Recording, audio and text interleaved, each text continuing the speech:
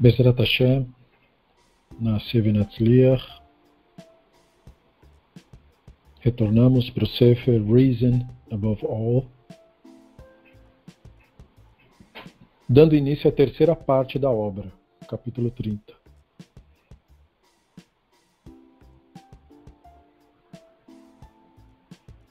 Uma reza antes do estudo.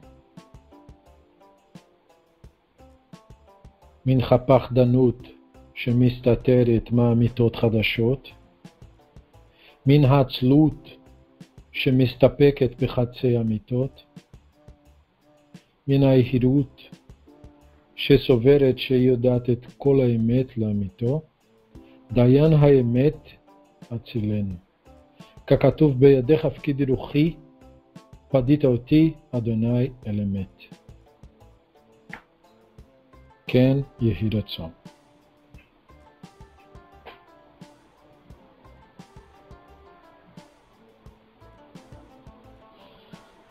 Através do nosso avanço no Sefer Reason Above All,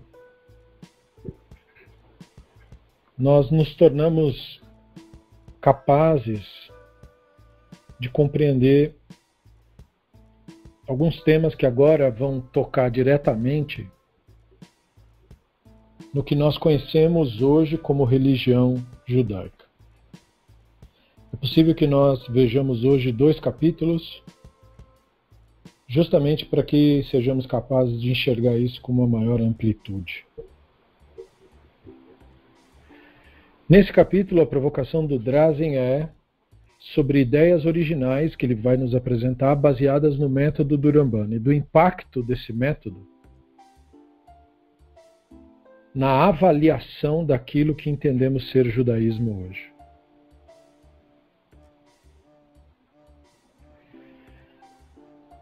Esse capítulo trabalha com um conceito sobre o qual já conversamos, que é o conceito das 39 obras que são proibidas no Shabat. Ele começa dizendo que quem estuda esses temas, ainda que de modo raso, sabe que existem as leis do Shabat. A Torá mesma não lista em detalhes tudo aquilo que seria proibido no Shabat. Os rabinos, por sua vez, instituíram uma série de proibições para este dia. Entretanto, no Talmud, no Tratado de Shabat 49a, é dito que a Torá provê dicas para que possamos saber quais as atividades são proibidas. Estas dicas seriam baseadas em 2 conceitos rabínicos.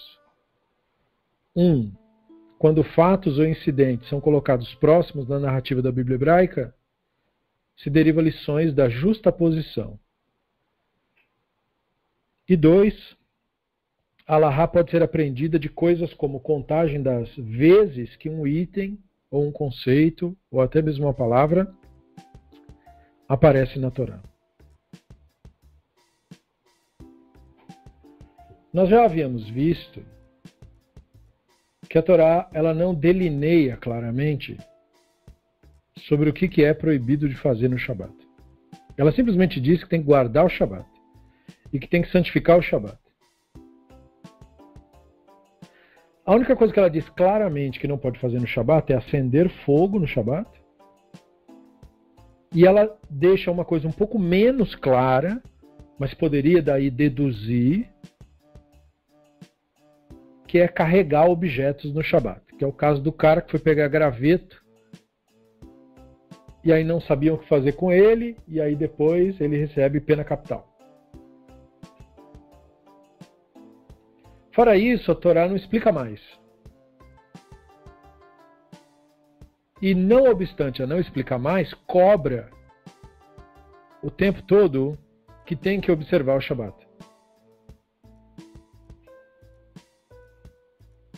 Esse é o ponto que incentiva os rabinos a irem atrás de o que é exatamente proibido de fazer no Shabat. não é a questão do Shabat,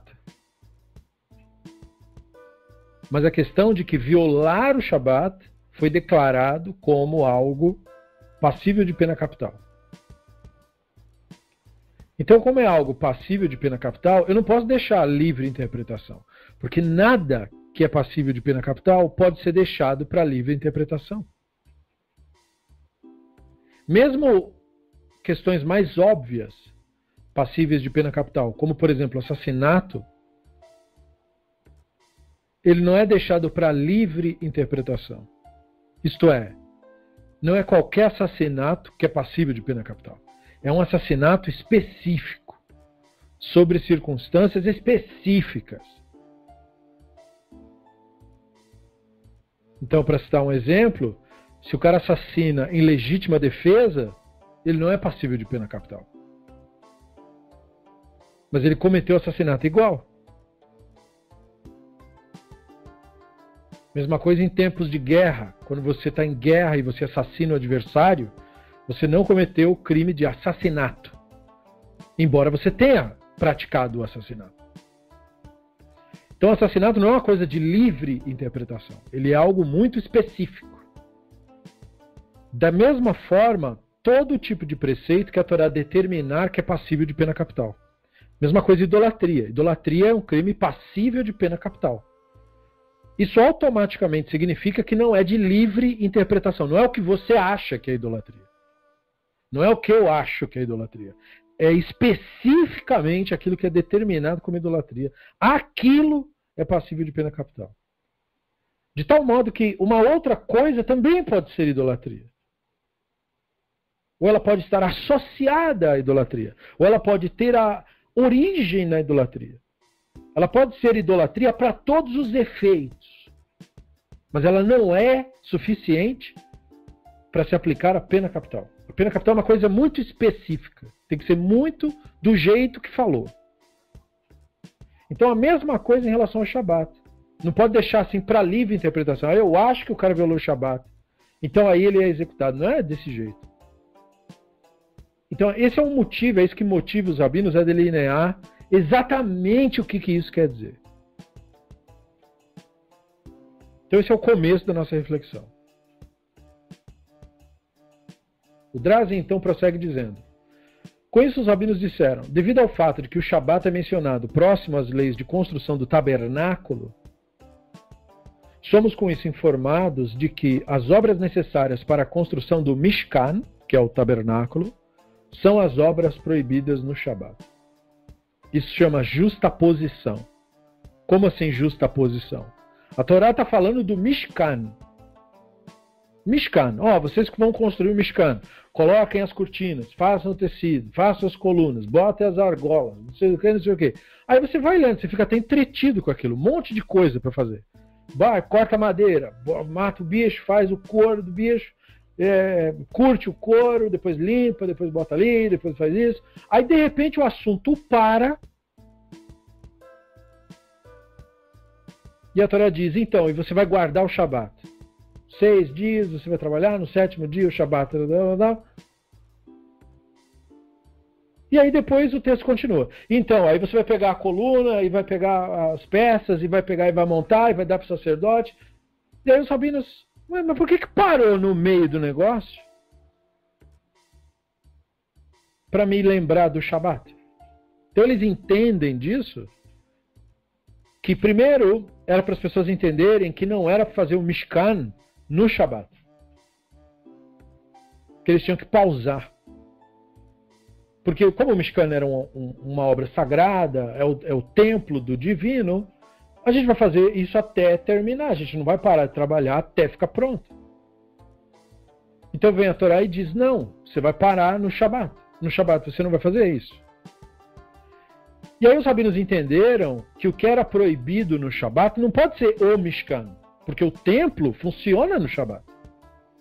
Quando o templo está pronto, as ofertas são feitas no Shabat também. Acende fogo, faz abate, faz tudo o que diz para não fazer. Então não pode ser o Mishkan que é proibido. Então o que é proibido? Então eles entenderam as obras que são necessárias para construir o Mishkan. E eles começaram a delinear quantas são essas obras. distintamente.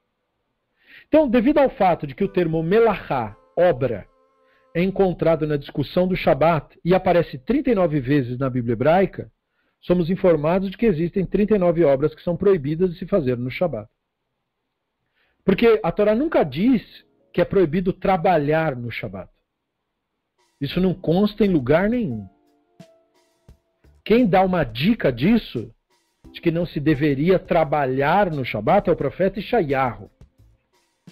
É dele que vem a ideia de que, se você afastar do Shabat o teu pé, de seguir os teus caminhos, ou seja, de fazer no Shabat aquilo que você é acostumado a fazer durante a semana. Se você chamar o Shabat sagrado, de honroso, e você não falar suas palavras, ou seja, você não se comportar no Shabat como você se comporta no dia da semana. Por isso, no Shabat tem uma roupa de Shabat, você tem uma roupa que você só usa no Shabat. Você tem uma comida que você só come no Shabat. Você, durante a semana, compra um vinho para tomar no Shabat. Enfim, você começa a fazer coisas para o Shabat. Isso vem do profeta Ishayahu, é ensinamento dele, tradição dele. Não é isso que a Torá fala. A Torá não diz que no Shabat você não pode falar as coisas dos outros dias. Quem diz isso são os profetas. Nós obedecemos, os profetas, mas que fique claro de onde que veio a coisa. Isso é uma coisa posterior. A Torá não diz que é proibido trabalhar no Shabat. Ela diz que no Shabat não pode fazer melachá. Melachá não quer dizer trabalho. Trabalho é avodá. Melachá quer dizer uma obra específica. O Talmud explica, uma obra calculada. Uma obra calculada quer dizer algo que eu planejo para fazer e só dá para fazer prestando atenção. Só dá para fazer planejando, tipo escrever. Não dá para você escrever sem olhar. Não dá para você escrever olhando para trás, assim, fazendo assim. Não, você tem que prestar atenção no que você está fazendo, senão você vai escrever tudo errado. É uma obra calculada a escrita. Então, as obras que são proibidas no Shabat são chamadas de melachot, no plural, melachá, no singular, porque são obras, o Talmud fala, inclusive usa essa expressão da própria Torá, malechet mechashevet, obra calculada, obra pensada. Algo que precisa de uma certa expertise para fazer. Muito bem. Alguns estudiosos, diz o Drazen, que tentaram encontrar razões para os mandamentos, como o rabino Samson Rafael Hirsch, sugeriu que as 39 obras seriam constituídas de Malechet Mechashevet. Essa frase, como eu falei, está no Talmud, está na Torá, é mencionada no Talmud, mas está na Torá, Shemot 35, que se traduz como atos criativos lá, obra calculada.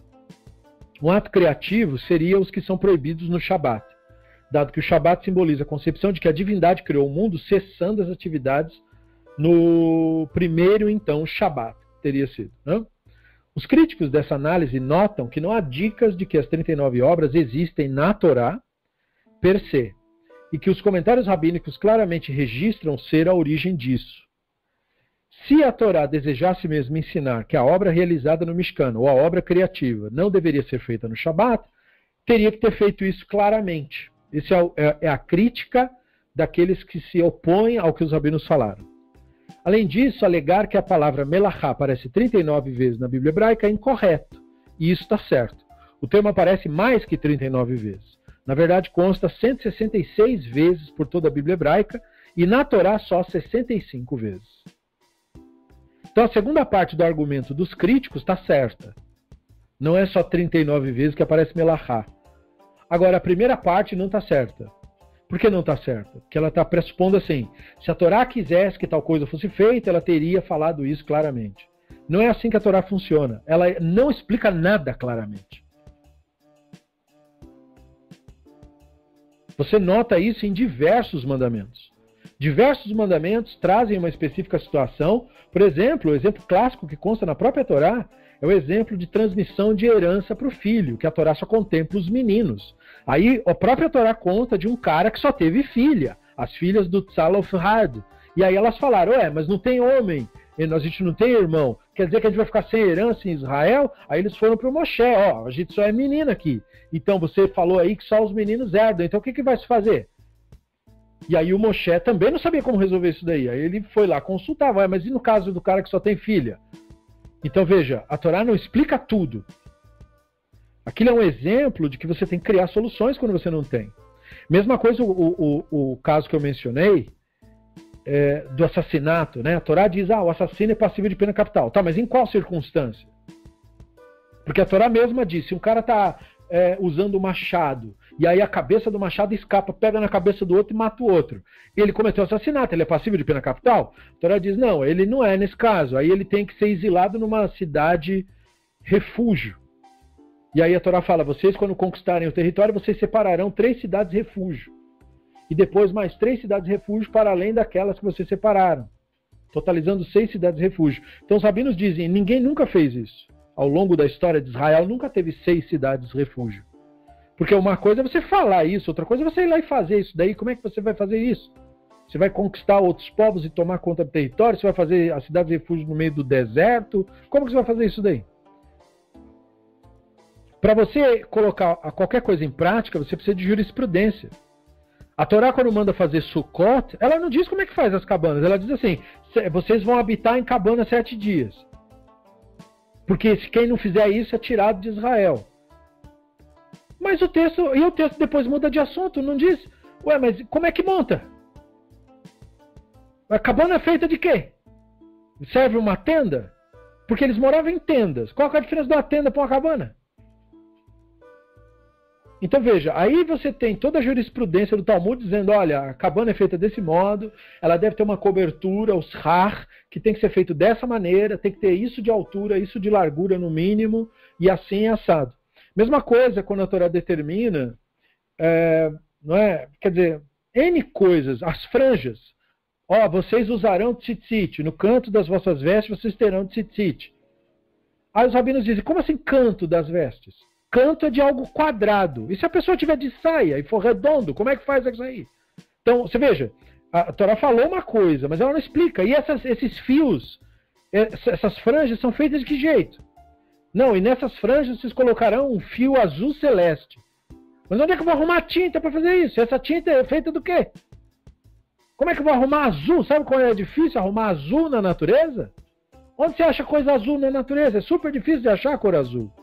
Onde que eles iam arrumar esse azul? Feito de quê? E tingido de que modo?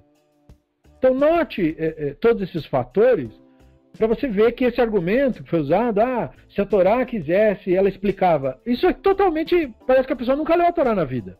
A Torá não explica nada. Ela manda as coisas e não diz como é. Por quê? Porque a legislação não tem o papel de explicar nada. A legislação tem que dizer, não pode cometer roubo. A jurisprudência tem que estabelecer o que é propriedade e a partir do que é roubo. É a jurisprudência da lei que determina como a lei é praticada. A lei tem que dizer, não pode ter violência de um ser humano contra o outro. Aí a jurisprudência vai estabelecer. E se o homem comete uma violência contra outro homem, tal é a pena. E se o homem comete uma violência contra a mulher, tal é a pena. E se o homem comete uma mulher contra o idoso, tal é a pena. E de um homem comete uma violência contra uma criança, tal é a pena. E se uma criança comete uma violência contra a criança, tal é a pena. Para os pais ou para a criança. Enfim, depende do país, depende da legislação. Veja, a lei estabelece, não pode ter violência. A jurisprudência explica as circunstâncias. E se uma mulher agride outra mulher? É a mesma pena do homem que agride outro homem ou é uma pena diferente? E se a mulher agride o homem? É a mesma pena da violência da mulher contra o homem ou do homem e da mulher é maior do que a do homem e por quê? Você precisa ter justificativa para as coisas. Então, a Torá ela não é um livro que explica, ela é um livro que estabelece. A regra é essa, não pode por isso, e é assim que foi falado. Então, por exemplo, a Torá diz, quando você fizer uma casa e tiver uma laje na sua casa, você fará um parapeito, para que ninguém caia de lá e morra, porque se acontecer isso, a culpa do sangue é sua. Mas ela não diz a altura do parapeito, a espessura do parapeito, do que tem que ter feito o parapeito, a partir de que altura de uma determinada laje eu tenho que botar ou não o parapeito. Mesma coisa, a Torá diz, quando você tiver um poço, você tem que cercar ele em volta, para que ninguém venha e caia e morra, ou para que o animal não caia. Mas um poço de que profundidade? Se tiver um poço de 1 metro, já tem que fazer cerca ou ele tem que ter 2? E a altura da cerca? Pode ser uma cerca de 10 centímetros, pode ser uma cerca de meio metro, tem que ser uma cerca de 1 metro, tem que ser um muro, o que tem que ser isso? O texto não diz nada disso. Isso é trabalho da jurisprudência. É a jurisprudência que traz aquilo para a vida, traz aquilo para o efeito. Então a mesma coisa no caso do Shabat. Primeira parte, portanto, do argumento dos detratores não é boa, mas a segunda parte do argumento é boa, e nós veremos por quê. Adicionalmente, centenas de obras eram realizadas no Mishkan, mas não foram incluídas nas 39 categorias listadas pelos rabinos. Porque você tem 39 obras, mas você não tem tudo que era feito no Mishkan, assim, literalmente. Porque era muita coisa necessária de fazer para você realmente dizer assim, olha, são todas essas obras, era tudo que era necessário para fazer o Mishkan. As 39 obras proibidas, elas parecem mais símbolos de ações do que, digamos assim, um manual para você construir mesmo alguma coisa. E para quem estivesse perguntando quais são as 39 obras,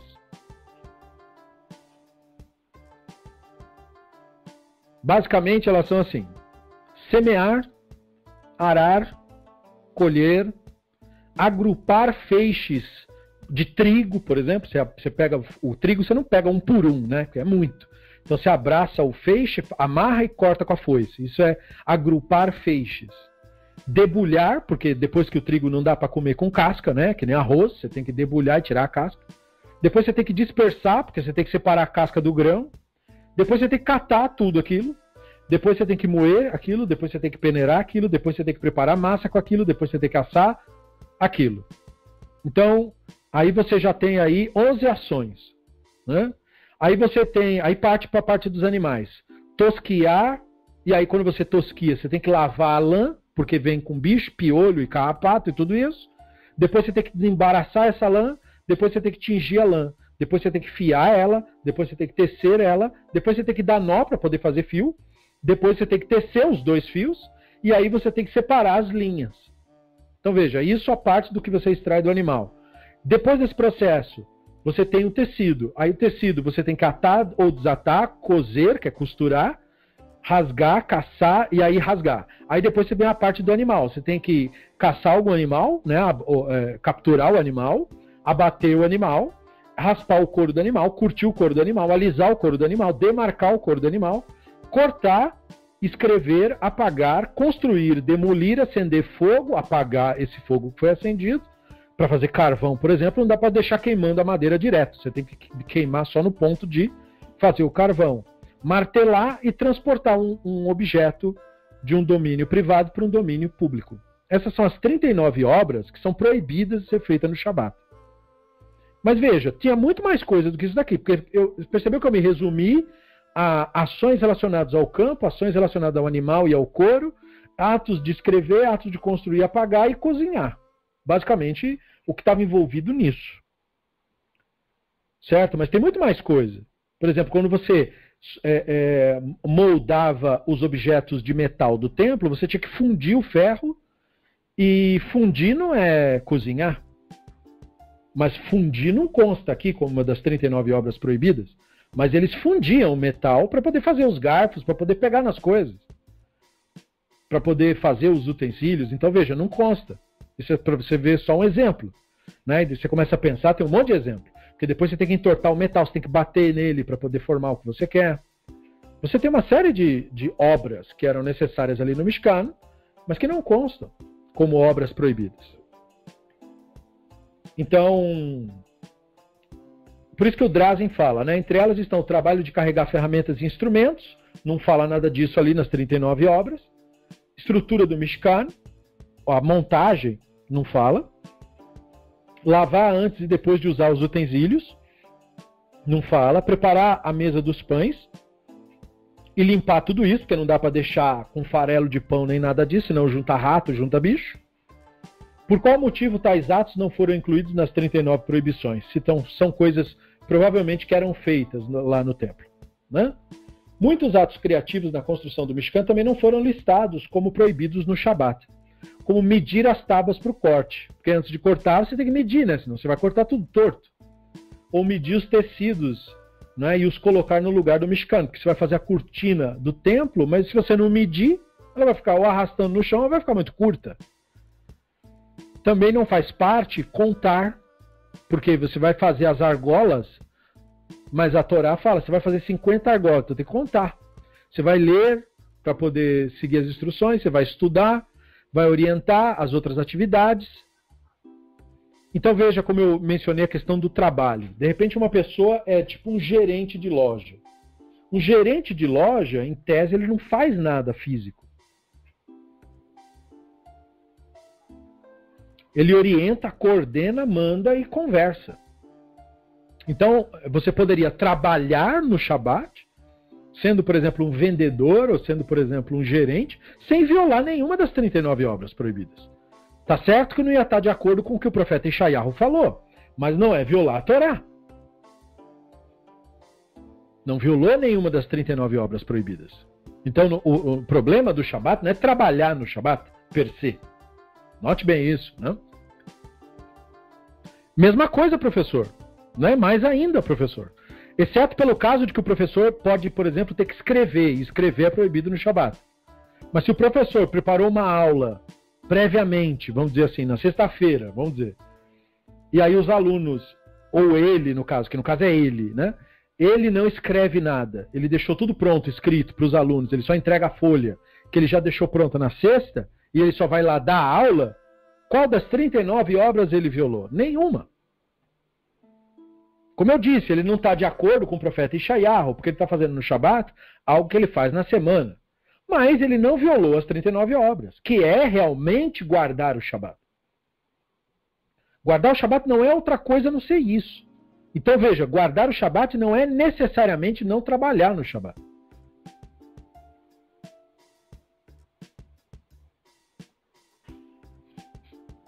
Então esses são exemplos, né?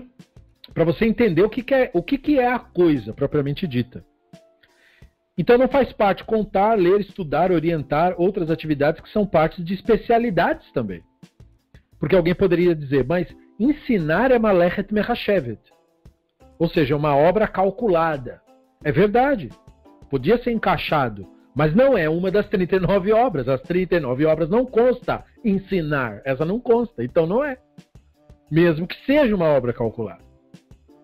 Isso é tão verdade que a obra para ser calculada, o Talmud tem uma discussão no Shabat, para quem lembrar, no Tratado de Shabat, para quem lembrar, quem participou conosco, de que os rabinos estão discutindo se uma pessoa morre no Shabat, se a pessoa pode ser tirada da casa e levada para o cemitério. E os rabinos concluem, o Urash até comenta, que pode. Porque carregar um cadáver para o cemitério não é malechet mechashevet. Mesmo então, o ato de carregar, se não for especificamente um ato produtivo, ele também não é proibido. Então, muito mais e além, um ato que não esteja nas 39 obras. Porque um que está e não é malechet mechashevet, ele não é proibido no Shabat. Por isso que pode pegar uma pessoa que morreu no Shabat e levar ela para o cemitério. Porque o cemitério não precisa de cadáveres. Então você não está fazendo uma obra construtiva, levando lá para completar o cemitério para ele ficar completo com mais um. Isso não é feito. Você não está cometendo um ato construtivo. Você está tirando a pessoa falecida da sua casa. No caso da pessoa que morreu na casa. Então o conceito de malechet mechashev é essencial para você entender como que Shabat funciona. E entender que não é sobre não trabalhar. Não é sobre isso. Então, seja como for, se a pessoa está ou não convencida de que as 39 obras são de origem bíblica ou rabínica, certas questões surgem e precisam ser observadas. Quais são essas questões?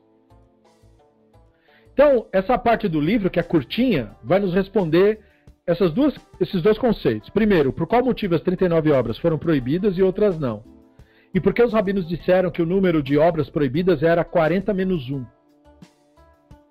Eu contei ali 39 obras proibidas, mas não é desse jeito que os rabinos falam. Os rabinos dizem que são 40 menos 1 as obras proibidas do Shabat. Por que eles falam 40 menos 1? Não fala 39 logo de uma vez? Bom, aí o Drazin começa a nos explicar o sentido do número 40. O número 40 é de importância simbólica dentro do pensamento judaico, em grande parte associado a dificuldades. É um lembrete a judeus, por exemplo, dos 40 anos de sofrimento e desafios como punição por aceitarem o Lashon Hará dos espias enviados para avaliar a terra de Canaã. O número 40 também lembra as noites da narrativa da inundação, que retrata que os povos da bacia do Mediterrâneo morreram, na Parashá de Noa. E 40 também tem relação com os 40 dias e noites que o profeta Mashiach passou no Sinai. Justo nesse período, o povo de Israel profana o nome divino, inventando uma imagem e prestando culto para aquilo lá. Então 40 tem uma série de símbolos negativos que servem na hora de você construir narrativas. O sentido do 40 menos 1, essa frase esquisita, 40 menos 1, aponta para um sentido próprio, que se poderia dizer simplesmente 39. Além da referência do Shabat, 40 menos 1 é utilizada quando está se falando de contar as chicotadas que criminosos do mundo antigo recebiam por certos delitos. Os rabinos tinham consciência de que a severidade das 39 chicotadas era enorme e causava muito dano ao corpo. Tanto que, mesmo essa penalidade só era usada quando não houvesse outro meio. Só alguns homens muito fortes seriam capazes de sobreviver sequer a 40 chicotadas nas costas. Na verdade, era dividido. A versão judaica disso é bem ruinzinha, na verdade. Geralmente, você pega povos, eles dão 40 chicotadas no mesmo lugar. Na tradição judaica, o cara é botado no chão, de costa, aí ele recebe 20, e depois, no peito, ele recebe mais 20. E ele tem que estar amarrado para ele não pôr a mão. Então, assim, é tortura o negócio. Não é uma punição de brincadeira. O cara não recebe a pena capital, mas ele fica com vontade. Então, tanto que mesmo essa penalidade só era usada quando não houvesse outro meio. Só alguns homens muito fortes seriam capazes de sobreviver a isso. De fato, os rabinos exigiam que um médico examinasse e avaliasse a condição do criminoso para, então, autorizar que a punição fosse aplicada. Se o médico dissesse que a pessoa não tinha condição, eles reduziam a pena. Ou seja, diminuir o número de chibatadas que a pessoa ia receber. Deste modo, a frase 40 menos 1 simboliza algo mais. Ao que parece, os rabinos queriam duas coisas com isso. Primeiro, indicar o que seria merecido ao criminoso. 40. Segundo, reduzir o número implica que não se trata de sadismo. A consideração pelo ser humano deve sempre estar presente mesmo para criminosos. Exemplo clássico de uma situação em que os rabinos aplicavam a pena de chicotadas. Quando um homem se recusava a dar divórcio para a esposa. Uma mulher chegava para os rabinos e dizia que o marido batia nela, ou não cumpria os deveres, ou era um rachá em qualquer aspecto, e ela estava desejando a morte já. Então ela queria se separar. Os rabinos iam falar com o cidadão dizia que não ia dar a carta de divórcio para a mulher. Aí os rabinos persistiam para tentar convencer o cara por meio de argumentos. Numa situação assim, se o cara é reincidente e ele continua a agressão e ele não quer dar a carta de divórcio, os rabinos pegam ele e dão-lhe 40 chibatadas. Até ele falar que quer, porque só pode ocorrer o divórcio se o homem falar que quer. Ele tem que autorizar. Isso no mundo antigo. Infelizmente isso é praticado até hoje. Mas não deveria. Como rabinos mais lúcidos, como Eliot-Dorf, por exemplo, legislam. Né? Eles autorizam o divórcio mesmo se é só a mulher que quer. Mas no mundo antigo não. Era o homem que tinha que dar autorização. E muitas vezes o cara não dava. Então como o cara não dava, eles iam lá e faziam ele dar. Nem que fosse na base da chibatada. Então aí ele dava. Dão uma coça nele, quero ver se ele não concorda. Aí ele concordava. Então era uma situação assim, entendeu? Só que numa situação assim, por um lado você tem a pessoa cometendo um delito, ou sendo perversa de graça. E por outro, você tem o fato de que você tem que dosar isso daí, porque senão você mata a pessoa, e não é essa a intenção. Então você tem esses dois fatores, né? É a mesma coisa, por exemplo, o ladrão. Na Torá, o roubo é punível com multa. Todo ladrão, quando ele é capturado, ele deve devolver o que ele roubou.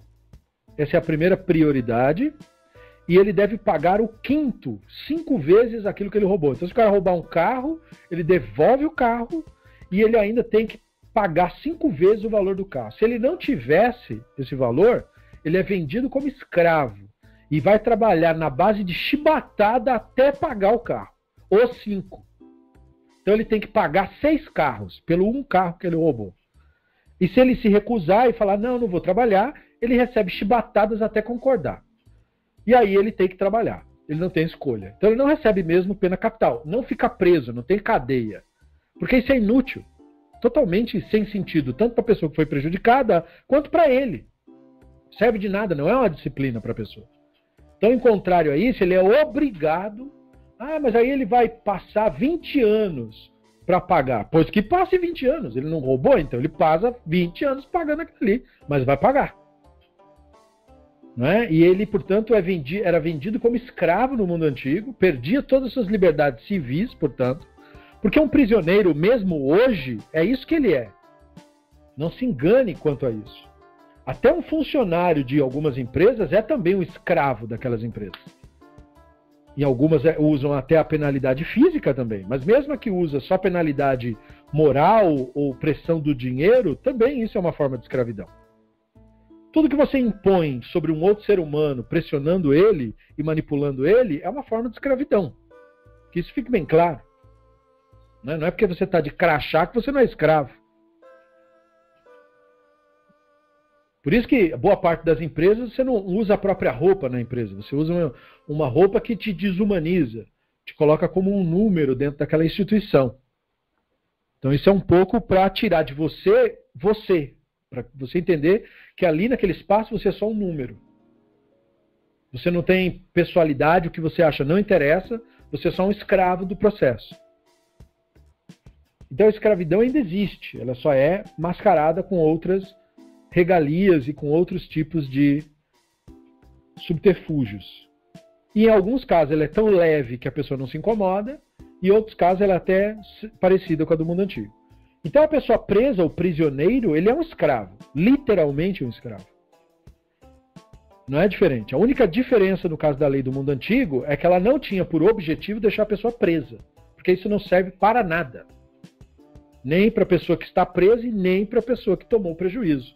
Então o cara cometeu um roubo, teria que trabalhar para pagar aquilo.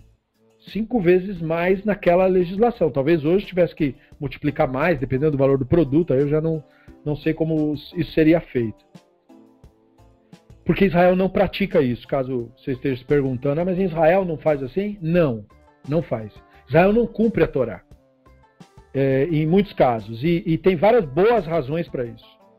Porque para colocar a Torá como valor legislativo em Israel, precisa dar espaço para os fanáticos religiosos, e isso é um problema para o Estado. Já está sendo um problema agora, sem que eles possam dar pitaco nas leis. Imagina se eles puderem dar pitaco nas leis mesmo. Aí Israel vai virar um Afeganistão.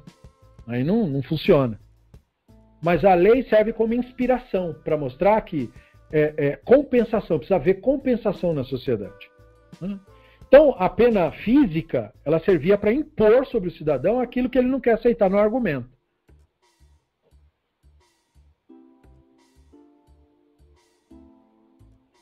Então, aplicando tal conceito ao Shabat, até os rabinos que discutiram sobre a lista de obras proibidas derivaram que a Torá reconheceria mais do que 39 obras que não seriam autorizadas no Shabat. A Mechilta do Rabi Shimon Bar Yochai, por exemplo, adiciona no seu parágrafo final que comprar, vender, alugar, colocar um artigo em depósito, apelar num tribunal, no caso, fazer um casamento, fazer um divórcio e fazer contabilidade seria proibido no Shabat.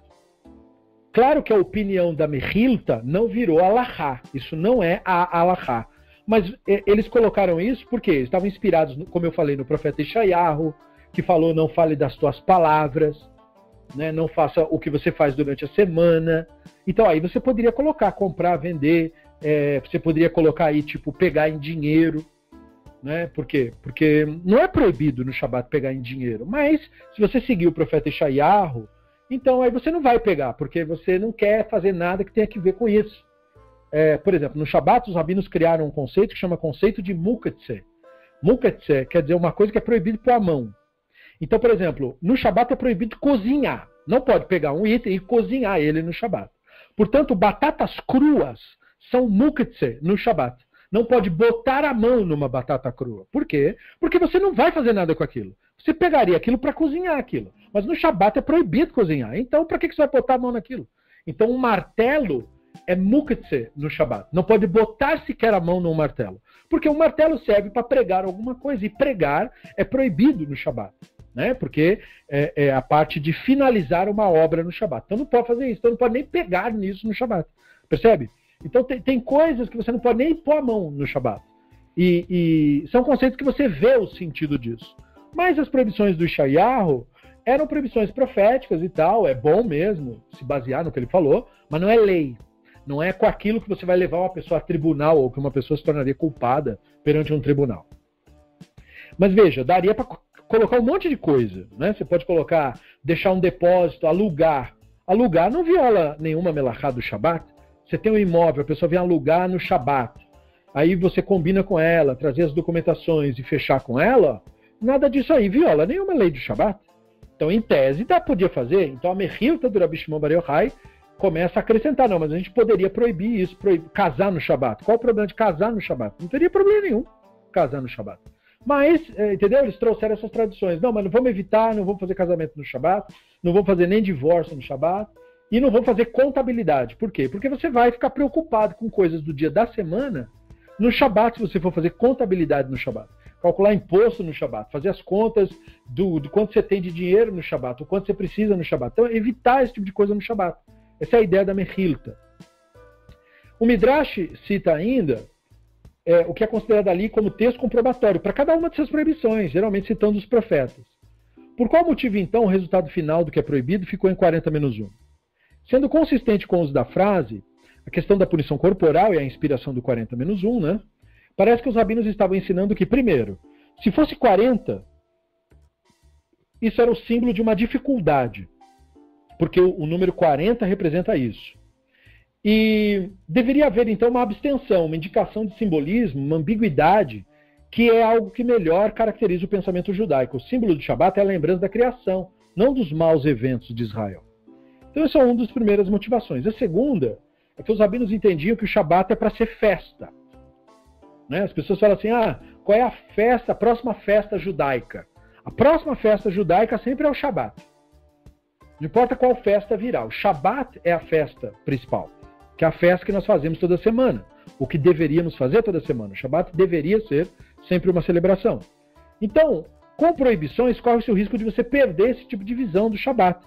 Como, por exemplo, o jeito que o Shabat é celebrado pelos fanáticos. É tudo menos uma festa. É mais um sistema de perseguição dos outros e de arrumar confusão e briga com as pessoas. Porque eles não vão simplesmente celebrar o Shabat. Eles vão usar o Shabat para arrumar confusão com familiares, com vizinhos, com pessoas na rua. Porque ele não está seguindo a religião do jeito que eles acham. Então os rabinos criticavam os tzedokim naquela época por ficarem no escuro no Shabat comendo comida fria. Porque os tzedokim, eles interpretavam que quando a Torá diz que não pode acender fogo no Shabat, não pode ter fogo no Shabat. Os rabinos não interpretam desse modo. Não pode acender fogo no Shabat. Se o fogo estiver aceso desde a sexta, não foi você que acendeu o fogo, então ele pode ser utilizado. Mas não pode cozinhar. Não pode. Mas se a comida já estiver cozida e você estiver aquecendo a comida, você não está cozinhando nada. Então os rabinos entendiam os preceitos do Shabat sem essas visões rígidas que acabam estragando o propósito da festa. Então, por exemplo, os rabinos instituíram uma proibição rabínica. É proibido comer comida fria no Shabat. Né? Mesmo que existam alimentos que são mais gostosos frios, como uma salada, é muito mais gostoso frio. Mas você não pode comer só salada no Shabat. Pode comer salada no Shabat, mas tem que ter um alimento quente no Shabat. Para quê? Para forçar você a ter alguma coisa para esquentar sua comida no Shabat. De tal modo que você não faça como o Tzedokim, não coma comida fria e não fique no escuro no Shabat. Então, como é que eles faziam para não ficar no escuro no mundo antigo? Eles iluminavam a casa na sexta-feira. Por isso tem as velas do Shabat. O rito de velas do Shabat, que hoje é vendido como se fosse uma coisa mística de receber o Shabat, era simplesmente para você não passar o Shabat no escuro, porque para os rabinos é proibido passar o Shabat no escuro. Por isso é importante acender as velas no Shabat. Não é porque o fogo e a luz e o Shabat vem na nossa casa. O Shabat é um fenômeno do tempo, ele não vem na sua casa, literalmente. Ele está, né? A partir do momento que chega esse período, chega esse período. Então não tem isso de trazer o Shabat para dentro da casa. Isso é nonsense. O Shabat tem que ser um dia de deleite. E deleite tem a ver com ter comida quente, ter água quente e ter luz. Sem essas coisas você não tem deleite. É por isso que as prisões do mundo antigo não tinham luz e era frio. Então o cara sofria imensamente lá. Por quê? Porque não tem conforto. O Shabat é um dia para você criar conforto. Conforto é comer comida quente. Conforto é você ter luz. Percebe? Esse é o conceito do Shabat.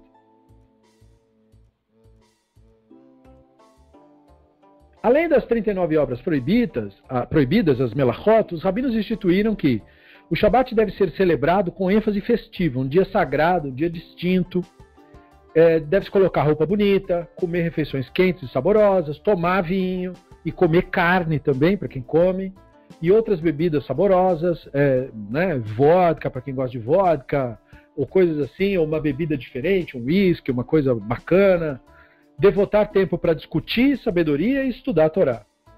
Geralmente se reserva para o Shabat o estudo dos temas que são mais difíceis, né? Porque aí é mais legal e tal. O Shabat começa com um belo rito de acendimento de velas, arrumação da mesa, exatamente o oposto do que era feito pelos Tzedokim. Deste modo, o Shabat e suas melachot, 40 menos una, deveriam marcar o dia no qual os judeus compreenderiam o dever sagrado, que é lembrar dos conceitos relacionados ao divino e o prazer de se fazer isso. Então, a regra fraseada como 40 menos 1, sobre os tipos de atividades proibidas no Shabat, nos fazem questionar muitas coisas, incluindo o motivo pelo qual os rabinos selecionaram justo essas 39 e usaram essa expressão 40 menos 1. Dado que muitos momentos ruins foram associados ao número 40, o número passou a significar ou implicar dificuldades, rigor, punição, sofrimento, que é como muita gente vê o Shabat hoje. Né? Para muita gente em Israel, o Shabat é um dia problemático, porque é o dia em que ele vai brigar com a família, é o dia que ele vai ter problema, é o dia que vai ter confusão no centro de Tel Aviv, ou em algum outro lugar lá em Israel, porque os ortodoxos vão encher o saco e porque a gente vai ficar brigando com o outro. Entende? É um dia que sai um pouco da aura do que Shabat significa. É um dia onde um vai ficar criticando o outro porque usou o carro, ou porque veio de longe, ou porque não sei o quê, ou porque não seguiu uma regra ou outra lá. Então os rabinos podem ter usado o termo 40 como símbolo do sentido do Shabat que ele queria enfatizar, uma lembrança de que a divindade é a origem do mundo, e os judeus marcam isso deixando de realizar ações específicas nesse dia específico.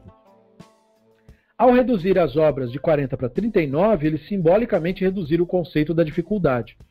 Eles estavam enfatizando que, apesar da sacralidade e necessidade de nos lembrarmos dos valores fundamentais da nossa tradição, a lição principal do Shabat é compreender que o mundo foi criado para nosso deleite, para nossa felicidade. O Shabat, portanto, não pode ser um dia lúgubre, mas de festa, de celebração e de melhoria de si mesmo.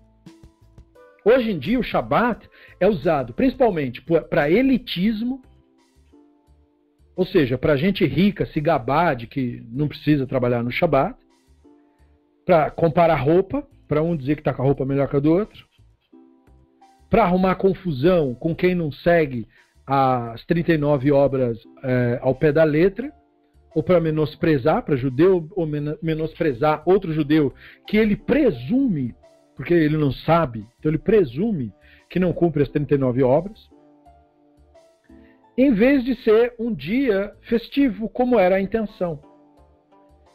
O Drazen, portanto, traz isso à tona para que tenhamos uma visão de qual o impacto de uma interpretação maimonidiana de uma coisa tão importante para o judaísmo como o Shabat. Porque uma visão racional do Shabat começa a perceber o Shabat no mundo pós-moderno. Por exemplo, você pode entender que não se acende fogo no Shabat. E você pode entender que é por causa das 39 obras. Mas você deve saber que essas coisas são símbolos. Que quando a Torá diz que o Shabat é passível de pena capital, a Torá não disse exatamente do que se trata. E que as 39 obras são símbolos que os rabinos trouxeram para preencher uma lacuna que a Torá mesma não preencheu. E que uma pessoa, para ser passível de pena capital por qualquer coisa no judaísmo, ele tem que cometer a ação do jeito específico que a Torá falou. E o jeito que a Torá falou das 39 obras é as obras relacionadas para a construção do Mishkan, como o exemplo de transportar que eu dei. O que era transportado no Mishkan? Era transportado as tábuas que serviam e as colunas de madeira que serviam de suporte do Mishkan. Elas eram transportadas de um local público, que era o deserto, para um local privado, que era a área da tenda onde o Mishkan seria montado. Então, como o Rashi explicou na Guemará, se você tem um cadáver e você leva ele para fora e ele não é necessário no cemitério, então isso não é o que a Torá está falando e nem o que os rabinos estão simbolizando. Então não é violação do Shabat. Então não tem que encher o saco de ninguém por causa disso. Só que aí nesse momento todo você começa a pensar em N coisas. Como por exemplo, como argumenta o Rabino Eliot Dorf, como por exemplo você vai associar a questão do cara que usa o carro no Shabat. Porque o motor do carro é a combustão. Então ele queima a gasolina para gerar tração. Agora a questão é, quando a Torá diz não acender fogo, do que ela está falando? Ela está falando de Malechet Merashevet, acender fogo para um propósito específico. Que propósito é esse? Produzir alguma coisa. No caso, ou assar a carne da oferta, ou queimar os pelos do couro do animal que será curtido para preparar o couro para curtição, ou queimar a madeira para transformar em lenha. No caso do carro, ele está destruindo a gasolina para gerar tração. Mas tração não é uma coisa, não é um produto. A gasolina é um produto, mas a tração não é um produto, é uma força. Se eu estou transformando aquilo numa força, então eu não estou cumprindo a Malechet Merashevet do jeito que está prevista na lei. Eu não estou atendendo ao símbolo. E se eu não estou atendendo ao símbolo, como que isso é uma violação do Shabat? Mesmo que seja queimar alguma coisa. E até porque você não queima nem a vista. Porque no caso da combustão que ocorre dentro do pistão, o que ocorre na verdade é uma pequena explosão controlada, que é dentro do pistão do carro. Então não é nada parecido com o processo de queima referido na Torá, queimar para cozinhar alguma coisa, crua. Pegar uma coisa crua, botar numa panela e acender o fogo para que o cru vire cozido. Isso é totalmente diferente. É por isso mesmo que é permitido requentar o alimento no Shabat. Por isso que o que a pessoa que não tem nada, não tem plata, não tem nada, ela faz? Ela pega ela cobre o fogão com alumínio, deixando apenas o escape do ar para a boca que vai ficar acesa. Aí deixa aquela boca em fogo baixo. Coloca uma chapa de metal em cima, então fica aquela boca coberta, protegida. Para que a pessoa faz isso? Para o fogo não variar com o vento.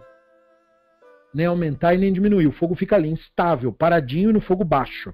E aí ela bota uma panela de chulta ali, por exemplo. Que é a feijoada judaica, né? Um panelão com feijão de vários tipos, de vários tamanhos e de várias cores, e carne, e batata, e ovo cozido, e um monte de coisa deliciosa. Bota dentro do chulta. Eu estou usando essa referência ashkenazi, porque, enfim, né? É da onde eu aprendi. E ali aquilo fica aceso o Shabat inteiro. Quer dizer, da sexta-feira à noite até o final do outro dia do Shabat. Depois apaga.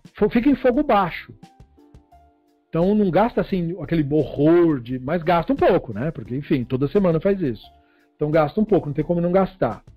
Mas come comida quente no Shabat. Certo? E não viola o Shabat em absolutamente nada. Aí a Z está comentando, mas aí o micro-ondas? Micro-ondas é totalmente outro processo. Porque o micro-ondas, ele não funciona pela ciência do fogo. O micro-ondas funciona através de ondas eletromagnéticas que aceleram as moléculas e partículas dentro da substância que está ali sendo bombardeada por essas ondas eletromagnéticas. Ao contrário do que dizem para você, eu digo assim porque isso se espalha como fake news na internet, de que é menos saudável que no fogo. Isso é uma estupidez completa, meus amigos. Pelo contrário, é mais saudável fazer por ondas eletromagnéticas do que pelo fogo, porque o fogo emite fumaça. E a fumaça é tóxica, qualquer que seja a fumaça. Inclusive, o que faz mal no cigarro não é a nicotina. Nicotina, substância química, ela não faz mal, ela não causa câncer. Ela é que vicia, mas ela não causa câncer, ela não faz nada, ela só vicia. O que faz mal no cigarro é a fumaça, é a fuligem. Então, quando você faz uma coisa direto no fogo, por exemplo, churrasco, o que faz mal no churrasco é a fuligem do fogo, a fuligem do carvão. E mesma coisa quando você tem um gás de cozinha, você tem uma fuligem ali, quem tem panela sabe disso, às vezes a panela empreteja daquela fuligem. Tanto que de tempos em tempos você tem que limpar o fogão, né, para tirar aquela fuligem, aquele pó. Então ele tem fuligem, mesmo que seja micropartículas. Agora, o micro-ondas não tem fuligem nenhuma, de nenhum tipo, de nenhuma espécie. Então não tem como ele ser menos saudável do que o fogo. Isso é coisa de gente maluca, que está achando que tem um problema na tecnologia, as ondas que causam câncer. A pessoa não sabe nem o que causa câncer. Câncer é uma síndrome. O que é uma síndrome? Uma doença que a ciência não sabe o que causa. Nós suspeitamos do código genético, suspeitamos de maus hábitos, suspeitamos da fuligem, mas nós não sabemos por A mais B. Nós temos alguns indicativos. A fuligem é um bom indicativo. Mas não é um saber isso. Ainda. O câncer ainda é uma síndrome. Então não acreditem quando contam para vocês, isso causa câncer, aquilo causa câncer. A pessoa não sabe o que causa câncer.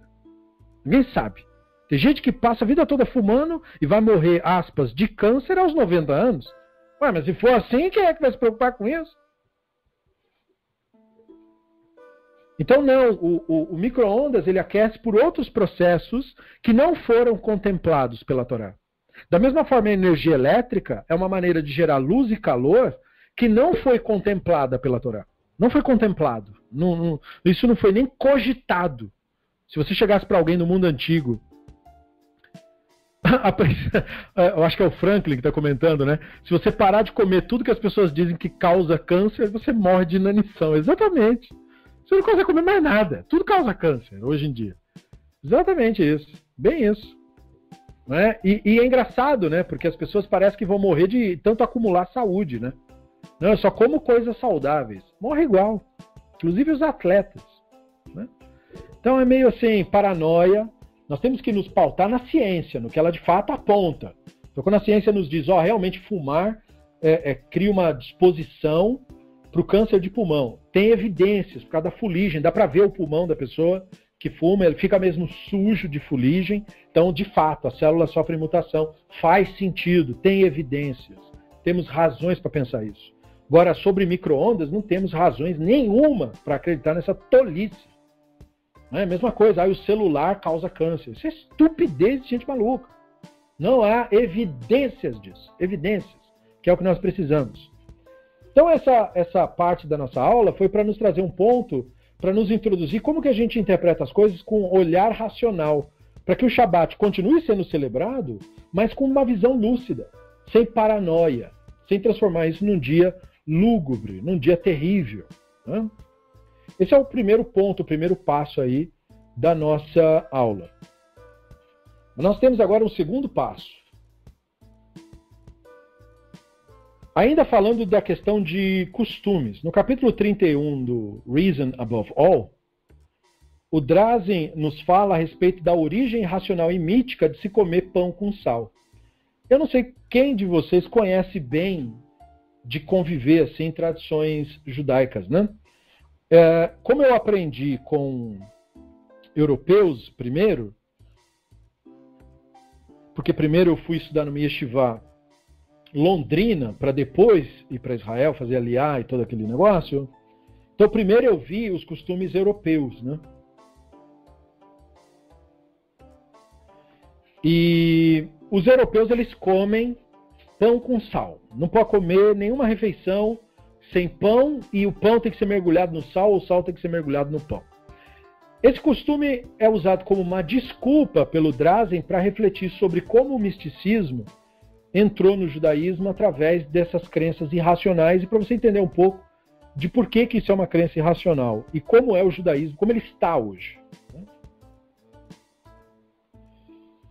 Então ele começa dizendo assim, ó, na principal obra do Rabino Daniel Sperber, chamado Minhagei Israel, os costumes de Israel, é demonstrado que o Rabino Yitzhak ben Shlomo Luria, mais conhecido como Ari, viveu entre 1534 e 1572, e vocês raramente vão encontrar os místicos se referindo a ele só como Ari.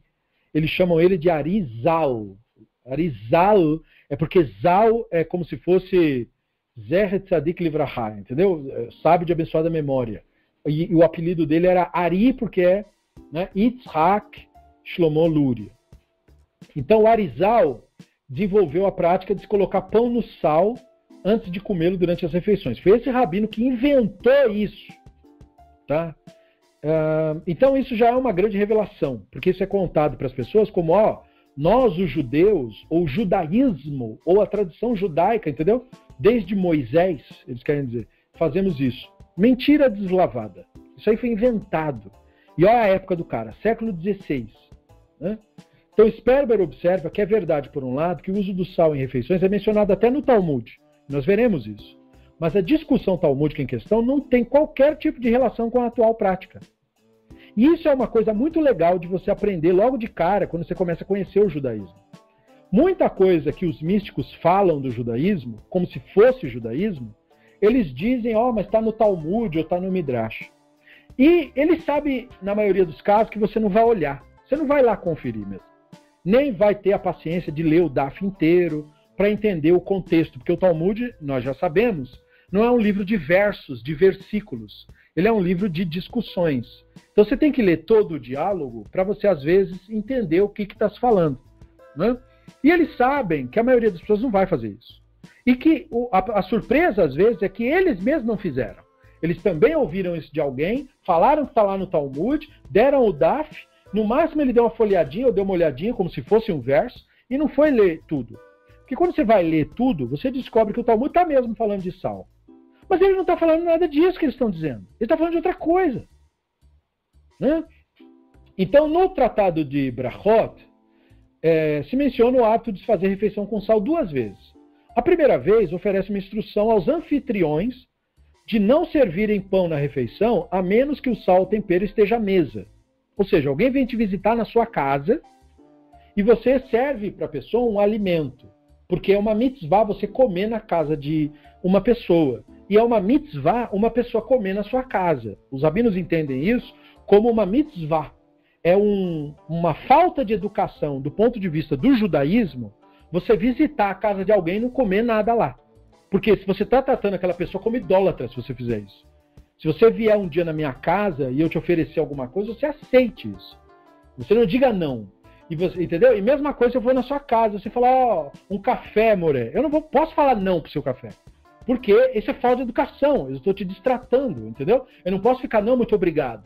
Do ponto de vista judaico, né, da nossa visão, você não pode falar não. Então, é uma mitzvah você comer na casa da pessoa. Porque você vai fazer uma brachá, em tese, dentro da casa da pessoa. Você veio para a casa da pessoa, então você abençoa a casa dela. Né? Então você faz uma brachá lá. Então é muito bom fazer isso. Então o Talmud ensina que quando você vai dar uma refeição para quem te visita, você vai oferecer pão, porque os rabinos diziam que toda refeição tem que ter pão. Tem que oferecer pão. Né? Esqueçam por um momento que os rabinos não estão aqui preocupados nem com a questão da pressão, nem com a questão do pão e do engordar, porque eles viviam no mundo antigo. No mundo antigo, tudo era feito andando, correndo e pulando por aí. Certo? Não tinha smartphone, não tinha nenhuma facilidade da tecnologia. Até para beber água, era você pegar o balde vazio e ir lá até o rio, trazer o balde cheio, depois vir aqui, botar água para ferver, para depois esfriar, para depois poder tomar. É todo esse processo. Se você quisesse extrair água do chão, você tinha que arregaçar as mangas, pegar um trem e começar a cavar, até achar água. E depois sair de lá de algum jeito e dar os seus pulos. E depois deixar a água baixar, a lama decantar para você poder beber água dali. E é assim que funcionava no mundo antigo. Então eles não tinham muitos problemas com essa questão que nós temos hoje. Então releve tudo isso, né? Mas não podia ter refeição sem pão, não podia.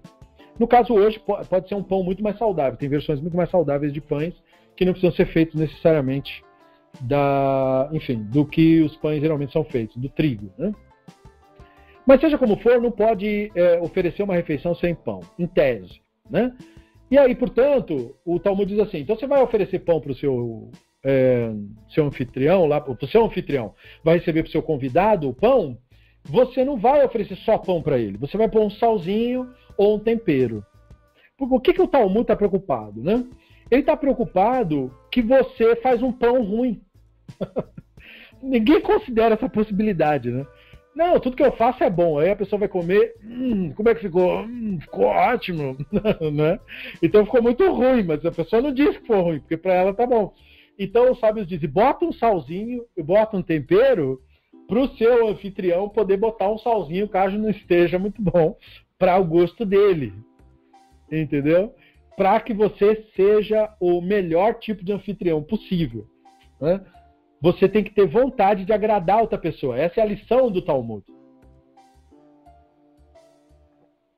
Porque de repente você faz algo que para você comia. Né? Eu, por exemplo, sou uma péssima referência culinária. Eu como até pedra. Entendeu? Eu não me importo. Então, se eu ser usado como referência para o que outra pessoa vai comer, coitado da outra pessoa. Não tem lá um paladar muito refinado. Eu não sou muito chato para comer. Eu como qualquer coisa. Realmente. Não ligo para nada. Mas, né, entendeu? Aí você perde um pouco da visão. Quando você vai servir para outra pessoa, você tem que cuidar. Mas o que ela gosta? Entendeu? Os sábios queriam criar esse tipo de visão nas pessoas.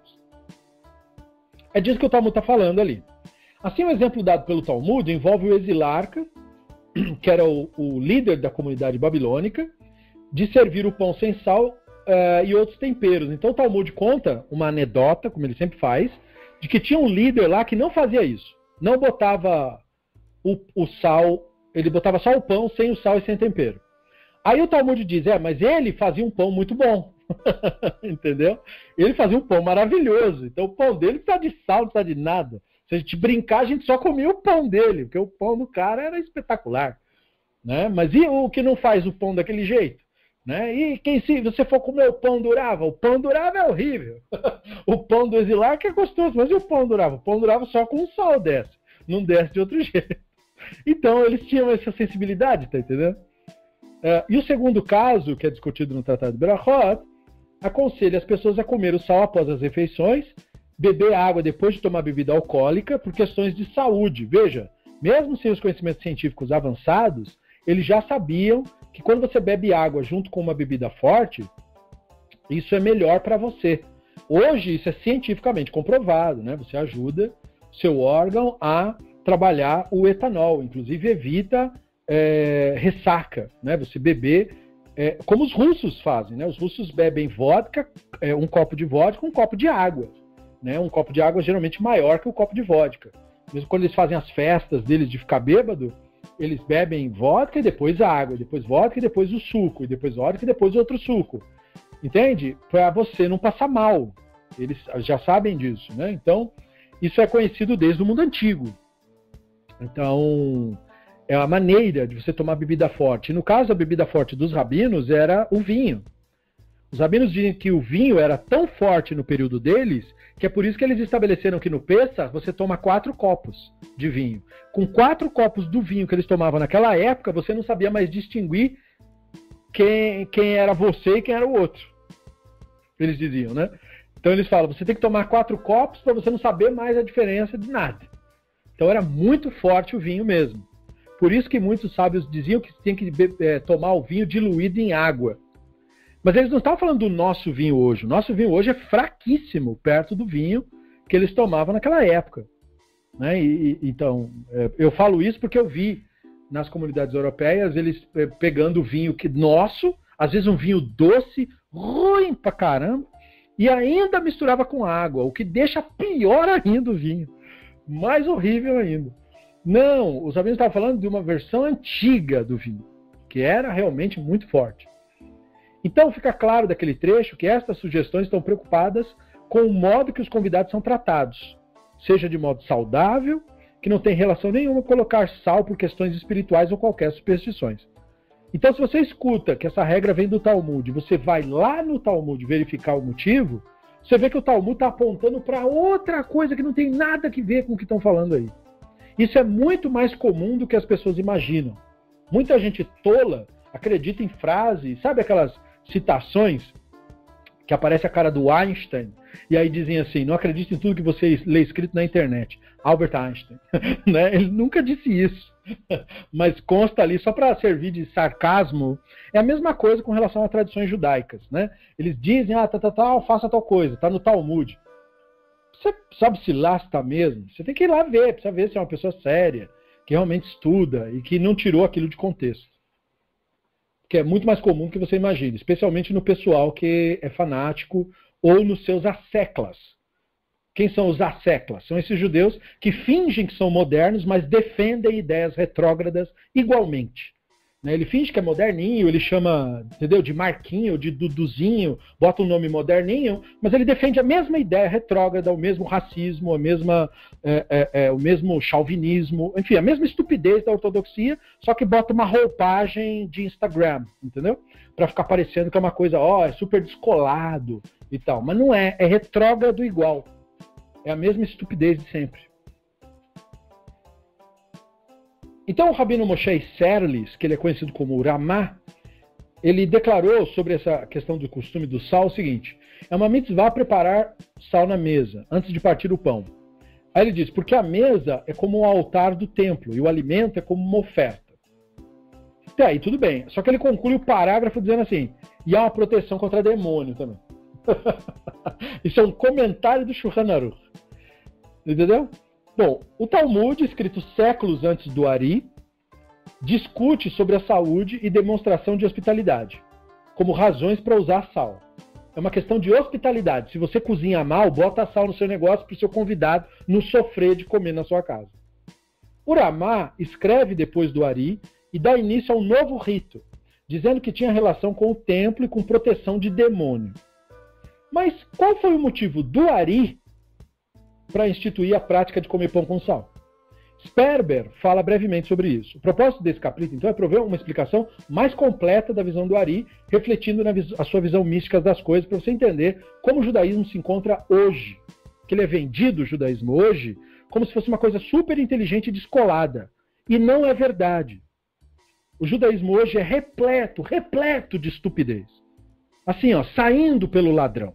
Não é só o cristianismo, que é obviamente cheio de crenças tolas, e a pessoa aponta o dedo para o cristão e diz, ai que crenças idiotas, ou diz o outro. Não, a nossa religião, a nossa, é cheia de estupidez. E você vai ver a raiz disso tudo aqui. Então os questionamentos que esse capítulo responde são, qual era o entendimento do Ari em relação a Deus, com ele e com as pessoas? Havia diferença entre como o Ramá e o Ari usavam o sal nas refeições? Como cada um explicava como se devia colocar o pão no sal? E faz qualquer sentido, né? Ou seja, seria razoável seguir tal costume? Bom, aí começa com o Ari e a ideia da Sefirot e da mágica. O Ari, ele vivia em Safed, em Israel, durante o século XVI. Ele desenvolveu lá uma visão mística da divindade. E, portanto, da realidade como um todo. Né? E ele convenceu muita gente dessa ideia dele aí. É por causa dele, principalmente, que o misticismo foi introduzido nas práticas rituais judaicas, que antes dele não eram assim. Dois de seus conceitos místicos são relevantes para a nossa reflexão. Ele tem muitos, mas dois são para que a gente entenda esse costume que a gente está discutindo. Primeiro, a crença dele na existência da Sefirot. E a crença dele na eficácia da mágica. Isso deve ficar muito claro. Acreditar em Kabbalah e misticismo é literalmente acreditar em mágica. Não é outra coisa. Acreditar no sobrenatural é acreditar em mágica. Não é? Então é isso que é misticismo. Não tem nada de quântico nisso. É uma crença em mágica, crença do período medieval. Aí já não é período medieval, que é século XVI, o período medieval vai até o século XV, né? Mas é um período logo posterior. O Ari estava convencido de que a divindade seria um ser composto de 10 partes especificamente. Então ele só difere um pouquinho do cristianismo, que diz que Deus é dividido em 3, para ele Deus é dividido em 10. E essas 10 partes do Deus ele chama de Sefirot. Entenda que Sefirot é isso, porque vão vir com papo de quântico, de luzes, e de que as Sefirot são as emanações. A Kabbalah diz que as Sefirot são pedaços do Deus. Deus, para eles, tem um corpo dividido em 10 partes. Tanto que os cabalistas originais rezavam para as Sefirot. E os cabalistas atuais não fazem isso porque dá muito na cara. Porque é tipo rezar para o pai, para o filho e para o espírito, entendeu? Dá muito na cara. Então, porque tem essa questão toda do assédio, então eles fingem que não, a gente não acredita nisso não. Porque pega mal, mas isso está na crença original. Né? Mas é que é feio um cara adulto e barbado falando uma coisa dessa. É meio que ridículo, porque diz que é judeu, diz que é contra a idolatria, meio que contradiz, né? Então, por isso que eles não abertamente tratam assim. É a desonestidade intelectual clássica do misticismo. Mas é isso que eles acreditam. Eles acreditam que Deus é dividido em 10 partes. Então, brevemente falando, o Drazen diz, ele acreditava que essas 10 sefirot, que são pedaços do divino, foram separadas uma da outra. O pecado original lá, tipo, quebrou um vaso, que é o corpo do divino, e espalhou os pedaços das luzes que são espalhados nas coisas todas aí. E esses pedaços são tipo fantasmas que estão espalhados por toda a coisa.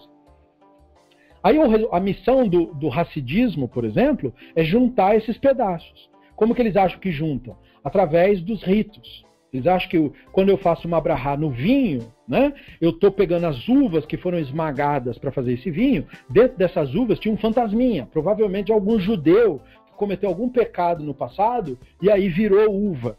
E daí ele foi esmagado lá na fábrica de vinho, foi fermentado lá dentro do barril e foi transformado no vinho que eu estou tomando agora. Né, o Fábio está comentando aí que ouviu exatamente isso no Chabad. Sim, todos os Hassidutos falam isso. Né, o Chabad é só a versão mais desavergonhada dessa ideia estúpida. Né? Mas aí, então, tem um monte de fantasma aqui. Aí, quando eu faço a brahá, o fantasma, psiu, ele é liberado, entendeu? E daí, por causa disso, é que eu tenho que fazer a brahá. Exatamente, né? Tem judeu, tem tanto que eles, inclusive, mandam na religião hoje. Né? Então, assim, quando Deus for montado de novo, aí a era messiânica acontece, entendeu? Então eles acham que juntando os pedaços do Deus, eles vão trazer a mágica de volta para o mundo.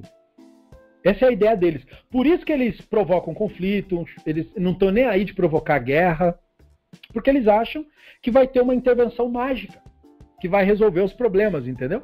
Eles acham que não tem problema, por exemplo, tratar as nações mal. Entende? Por quê? Porque se as nações se voltarem contra Israel, vai vir uma força mágica do céu e vai proteger Israel. É estúpido e perigoso a esse ponto. A este ponto. Porque você é enganado pelo discurso de não, nós aceitamos todo mundo e queremos a paz. Isso não é verdade. Porque a ortodoxia parte do princípio de que se você não for como eles, você não é. Todo judeu eles acham que tem que ser como eles, e o goi eles acham que um dia vai ser escravo deles, voluntariamente. Isso é que a ortodoxia prega em todos os seus livros. Né? Eles pregam que o mundo messiânico é o mundo em que as nações vão ser escravas de Israel, voluntariamente, porque o Deus vai ameaçar as nações de jogar fogo na terra deles e não sei do que. É uma ideia completamente nociva, estúpida e falsa. Mas é o que eles defendem. Né? E daí, eles acham, então, o Ari convenceu todo mundo dessa ideia, e aí ele falou que nós temos que ajudar o Deus a juntar os seus pedaços. Então por isso que eles falam que nós somos colaboradores na redenção, entendeu? Porque quando você fala só isso, dizendo assim, você é um colaborador na redenção, você fica todo, ai que legal, eu sou um colaborador, que legal, eu estou participando junto, entendeu? Parece que é uma coisa bonita, mas é uma ideia estúpida. Não tem nada de bonito nisso. Porque simplesmente você está dizendo que o divino é um incompetente, precisa da sua ajuda para completar o serviço. Percebe? Eles têm uma visão do divino porque eles acham que mágica serve para isso. Mágica serve para a gente ajudar o Deus a fazer alguma coisa. Então o Ari dizia que é por isso que não tinha mágica, que não dá para ver mágica. Quando alguém falava para ele provar que tem mágica mesmo, ele usava essa desculpa. Não, é porque os pedaços não foram juntados ainda. É muito conveniente, entendeu? É como você pegar para um cristão e falar assim, está escrito lá no seu livro que se você acreditar no Jesus, você tem poderes mágicos. Então faz o poder mágico aí para eu ver, já que você acredita. Aí a pessoa diz, não, mas eu não acredito, eu não tenho fé suficiente. Aí você fala, então me mostra quem tenha. Leva lá para o seu líder da sua igreja e me diz, e fala para ele fazer a mágica. Eu quero ver a mágica. Eu já fiz isso. Eu falo por experiência. Não acontece nada, porque é tudo mentira, loucura da pessoa. E a pessoa inventa desculpas depois. Não aconteceu por isso, não aconteceu por aquilo. Não aconteceu porque você duvidou. Ué, mas eu não tenho que acreditar. Quem tem que acreditar é você. Você está dizendo, ele falou que é quem acredita nele. Exatamente, como o Fábio está falando, que falou para um... isso eu vi escrito no livro, né? Vocês pegarão em serpentes, vocês não morrerão se ela picar vocês. Um monte de gente morre lá na África por causa desse teste aí. Tem lá as igrejas que eles pegam serpente, aí de vez em quando uma se irrita, né? E aí pica o cara, e aí pronto, né? Aí o Deus, né, não funcionou. Aí, naquele caso, foi o Deus que quis matar aquele cara. Então Deus é meio assim imprevisível, cuidado com ele, né? Mas isso tudo é loucura. Mesma coisa o Ari. Mesma coisa o Ari, mesma coisa o misticismo. Não despreze, né, o olhar do cristianismo e diga, o misticismo deles, não sei do que. O nosso misticismo é tão ridículo quanto. Não é melhor, é pior, eu diria, porque nós temos a obrigação de saber melhor. Mas judeus caem nesse tipo de conversa com um grau de estupidez que é indigno da pessoa. Porque é uma pessoa para tudo mais competente. Mas chega no ponto mais importante, que é a espiritualidade, é uma beba completa. Acredita em coisas que você fala assim, mas não é possível. Fez faculdade o cidadão.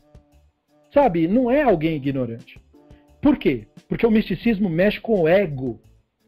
É por isso que ele cativa gente formada. Porque a pessoa se acha melhor que os outros. E é isso que ela quer. É isso que o ego deseja. O ego deseja ter a verdade, ter razão. E ele não entende que a verdade está na realidade. Ele acha que a verdade está na ideologia. E daí o problema. Então, apesar dele reconhecer que seria impossível aos seres humanos afetar os corpos celestiais diretamente, porque o cara, por exemplo, que acredita em astrologia, o misticismo prega astrologia, né? Aí o cara fala, as estrelas influenciam as pessoas. Aí você fala, mas o contrário é verdadeiro? A pessoa influencia a estrela, porque se vem energia de lá para cá, não pode vir energia de cá para lá? Eu não posso, com o poder da minha mente, mover a lua, que está mais perto? Aí o cara vai me dizer, não. Ué, mas se eu não posso fazer isso, então por que a lua pode fazer alguma coisa comigo?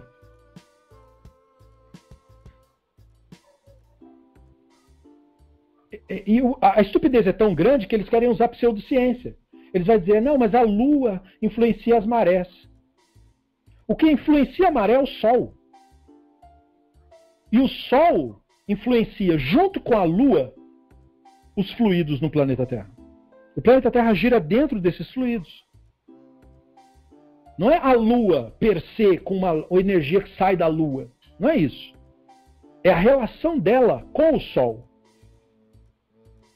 Durante todo o período da Idade Média, quando uma pessoa tinha problemas mentais, a pessoa era chamada de lunática, porque eles achavam que a lua estava afetando os líquidos dentro da cabeça da pessoa. Por isso a pessoa tem esse nome, lunática. Mas se a pessoa tivesse, na Idade Média, conhecimento científico de fato, ele não ia chamar a pessoa de lunática, ele ia chamar a pessoa de solática. Porque quem influencia tudo nesse planeta é o Sol, não é a Lua.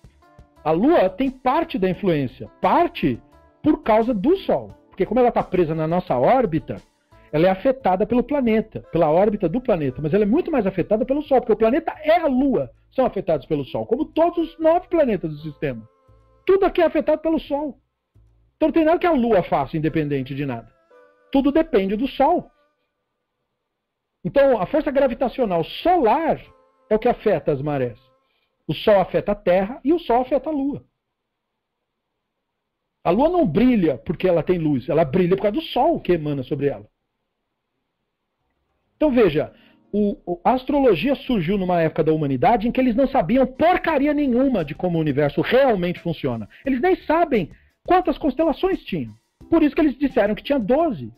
E são, na verdade, 88. Cadê os outros signos? Por que eles dizem que só tem 12? Porque eles eram ignorantes. Então toda a magia construída atrás disso é um absurdo inaceitável para um ser humano inteligente hoje.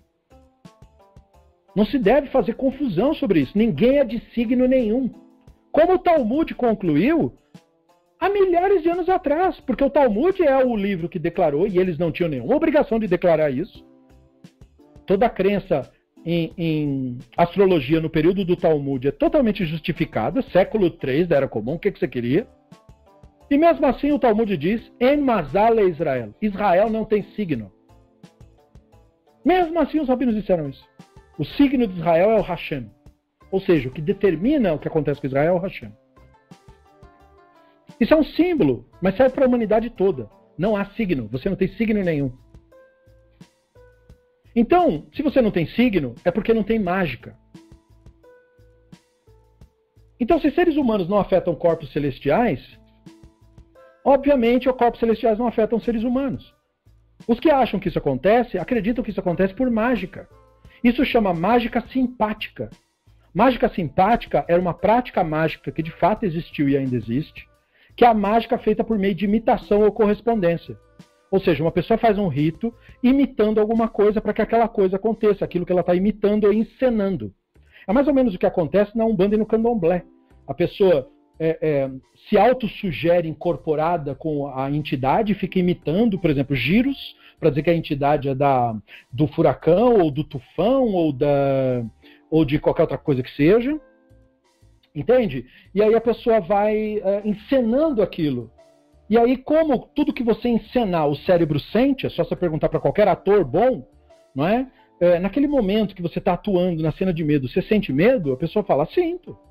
Porque eu estou realmente com a minha mente, eu criei na minha mente ali, que eu estou naquela cena. Como falamos outro dia sobre a Sigourney Weaver, né? Naquela cena do Alien. Ela realmente chorou, ela realmente estava com medo. E aí você fala, mas você foi muito convincente, você fingiu. Não, eu não fingi, eu estava mesmo sentindo aquilo. Porque eu naquele momento eu me fechei na minha cabeça e falei, estou numa nave com um alienígena assassino. É assim que a cena fica boa. Você se convence que o nosso cérebro, ele não sabe distinguir realidade de ficção. Então ele pode aceitar qualquer sugestão que você der. Se você se convencer que tem um fantasma dentro de você, você vai fazendo isso, vai fazendo rituais e vai se autoconvencendo disso, você começa a atuar isso. Isso não é nada demais, isso é você agindo com loucura. Então o Drazen citou o exemplo de mágica simpática no rito da dança da chuva que os indígenas fazem. Porque o que quer dizer esse rito? O cara faz uma dancinha pulando como se ele fosse gotículas de chuva caindo sobre a terra. Né? Então ele vai fazendo a dancinha, batendo o pé como uma gotícula quando bate no chão e faz uma poeirinha. E aí ele começa a pensar em chuva. Entendeu? E ele vai imaginando que está chovendo já. E ele vai fazendo a dancinha. E isso leva ele a crer que aquela dancinha faria a chuva acontecer. Então isso é uma coisa muito antiga, a mágica simpática. Você pega ritos de povos antigos, povos que são primitivos, e no caso primitivo quero dizer incapaz de distinguir realidade de ficção, né? Como os nossos antepassados eram primitivos, né? Então eles não sabem como a realidade funciona. Então o cara fazia um rito imitando alguma coisa que ele queria que acontecesse, entendeu? Lembram, aqui no Brasil teve um cara, isso aí é para quem já tem uma certa idade, um cara que dizia que tinha o poder do Ra, aí ele fazia assim, Ra, como se fosse uma energia saindo da mão dele, e ele mentia para as pessoas dizendo que fazia ovo nascer só com o poder do Ra, e um monte de artista caiu nessa conversa furada, porque não tem referência pior para você usar como o cara do Ra, entendeu? E essas mitologias, assim, aqui no Brasil tem muito disso daí, tem muito dessa loucura, gente. E assim, gente assim que se diz importante, que se tem dinheiro, são os primeiros, são os mais estúpidos para cair nesse papo furado. E aí desmascararam o cara, o Fábio lembra, exatamente. Desmascararam o cara, porque é claro que é charlatanismo, assim como gente que diz que fala com morto. Charlatanismo. Usava flash, isso mesmo, esse cara mesmo. Você lembra do cara? Pois é, gente. O cabalista, o místico, faz a mesma coisa. Entendam que é tudo mentira. Esse papo dos rabinos que tem poderes, que diz que curam, que diz que faz mulher ficar grávida. isso é loucura, isso é completamente insanidade, nada disso existe. Né? Nada disso existe. Então veja só, o Ari acreditava que os judeus deviam ter comportamentos mágicos, como se estivesse imitando o Deus que ele imaginava que existia. Porque o Deus que ele imaginava que existia não existe. Não existe nenhum Deus com corpo e 10 partes, nada disso. Então, muitas práticas ditas judaicas, eu digo ditas judaicas, porque muita gente confunde o que é judaico hoje em dia, porque dizem que judaico é o que o judeu faz. Mas se for isso, então o catolicismo é judaico, porque tem um monte de judeu católico. Umbanda é judaico, porque tem um monte de judeu na Umbanda. Eu mesmo conheço vários. Tá? Hinduísmo é judaico, porque tem um monte de judeu no hinduísmo. Budismo, então, nem se fala. A monja Cohen, que é aquela fofa daquela monja do budismo, ela é judia. Então, é judaico o budismo, entendeu? E assim você vai indo para tudo que você quiser. Não é verdade que uma coisa que tem o dedo de judeu, aquilo é judaico. O hassidismo é uma deturpação do judaísmo. Tá? É uma prática de idolatria tão reprovável quanto o cristianismo. O misticismo é um desvio da tradição. Não é um segmento da tradição, é um desvio. Se é aceito ou não é aceito, isso é por causa do dinheiro. Porque o misticismo é uma indústria. Porque tem muito trouxa para comprar os perindacalhos. E isso é produto para você vender. Pega um grupo que estuda racionalismo, tem 5, 6 pessoas que participam. Pega um grupo que fala de misticismo e Kabbalah, tem 2.000. Porque isso vende. As pessoas querem ser iludidas. Porque eles já são assim. Muitas dessas pessoas são cristãs. Acreditam em mágica, acreditam em mentiras. Então por que não a mentira judaica? Acredita em pensamento positivo, a Zé está falando ali no fundo. Que é um mito. Pensamento positivo, você não tem nenhum poder no pensamento. Pensamento positivo é uma coisa que beneficia você mesmo. Para você se tornar insistente, para você se tornar resiliente, para você não desistir fácil das coisas, mas não tem nenhum poder sobre a realidade. Quem determina a realidade é o Hashem, a divindade. Mais ninguém. Nada do que você diz, nada do que você faça. O que nós temos que procurar fazer com a espiritualidade é nos alinhar ao divino, nos alinhar aos acontecimentos. Aí sim nós percebemos a maravilha da realidade. Porque não é verdade que a realidade necessariamente prejudica. Isso também é mito, isso também é crença mágica. Mas também não é verdade que a realidade necessariamente beneficia. Não, senhor. Eu vou fazer alguma coisa e ter um pensamento positivo e vai dar certo. Não, talvez dê certo. Pode ser que não dê nada certo. E você tem que ser capaz de lidar com a realidade como ela é, não como você quer. Quem não sabe lidar com a realidade como ela é, pende por misticismo. Acredita nas narrativas falsas. É iludido. E isso vai custar caro, principalmente para o seu bolso. Porque primeiro você não vai aprender nada que valha nada. Porque essas crenças todas não significam nada. Aprender sobre Sefirot e os nomes do Aramaico e o Zohar é um livro inútil. Ele serve para você fazer um trabalho de faculdade, crítico, por exemplo. Um estudo crítico do misticismo, como Gershon Scholem fez. Aí sim tem valor. Né? Você estudar como é o pensamento místico, quais são as ideias. Aí eu recomendo, super recomendo a leitura do Gershon Scholem. É muito rico, você aprende muita coisa. Mas ele sabe fazer a distinção entre o que é real e o que é fictício. É por isso que tem valor. Não tem valor, porque ele... E os místicos não aceitam a crítica dele justamente porque ele não acreditava em nada daquela parafernália. E ele estudou aquilo a fundo. Uma das principais reações que o Gershon Scholem teve quando estudou a fundo o misticismo foi perceber que o Zohar não vale quase nada no arcabouço do misticismo. Que não é o principal livro, nem o mais interessante. E esse é o livro que é adorado pelos idiotas. Mas ele olhou e falou, não, é um livro secundário. É um livro assim que é muito posterior, mal escrito, e não é nem a obra mais interessante. Muitas outras obras são muito mais interessantes. Sefer Yetzirah, muito mais interessante, muito mais antigo. Então, do ponto de vista acadêmico, histórico, você até, inclusive, começa a corrigir suas próprias opiniões e noções. Mas, principalmente, você não cai na mão de charlatão, que diz que é cabalista, que conhece a Kabbalah da riqueza, a Kabbalah disso, a Kabbalah daquilo. Gente, isso é exploração. Isso não é diferente de fogueira santa de Israel da Igreja Universal, para tomar o seu dinheiro, para fazer de você um idiota completo, para te explorar. O judaísmo também explora pessoas. O judaísmo também engana. O judaísmo também mente sorrindo na sua cara. Então entenda isso. Porque você deve ser capaz, se você pretende desenvolver a espiritualidade, distinguir o que é real do que é fictício e nunca confundir os dois. Então essas observações do Drazen são muito importantes para nós por isso.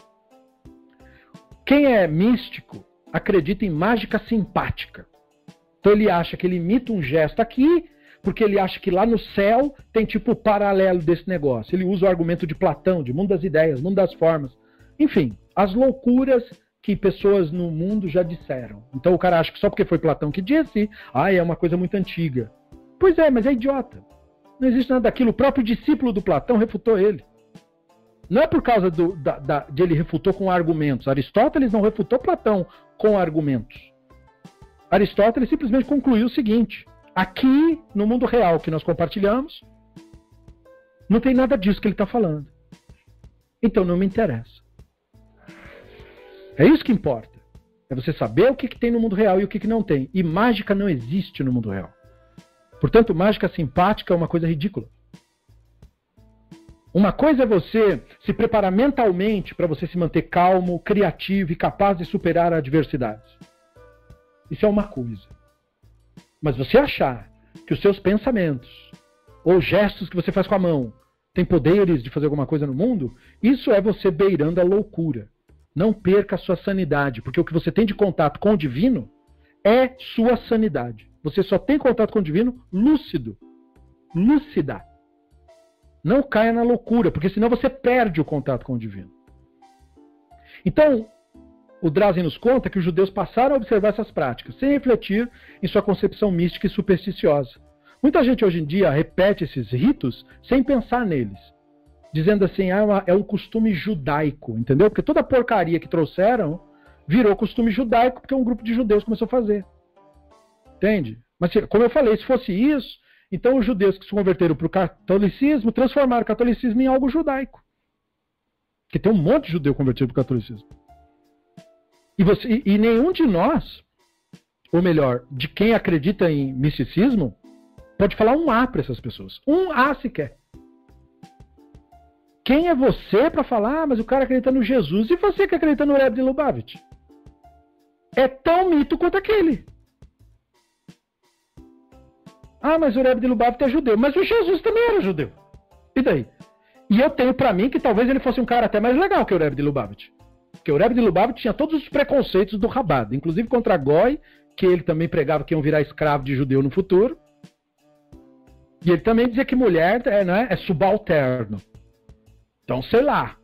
Jesus acho que parece um cara mais legal, porque pelo menos mulheres, ele, aparentemente, pelo menos todas ele não tratava mal. Algumas ele tratava.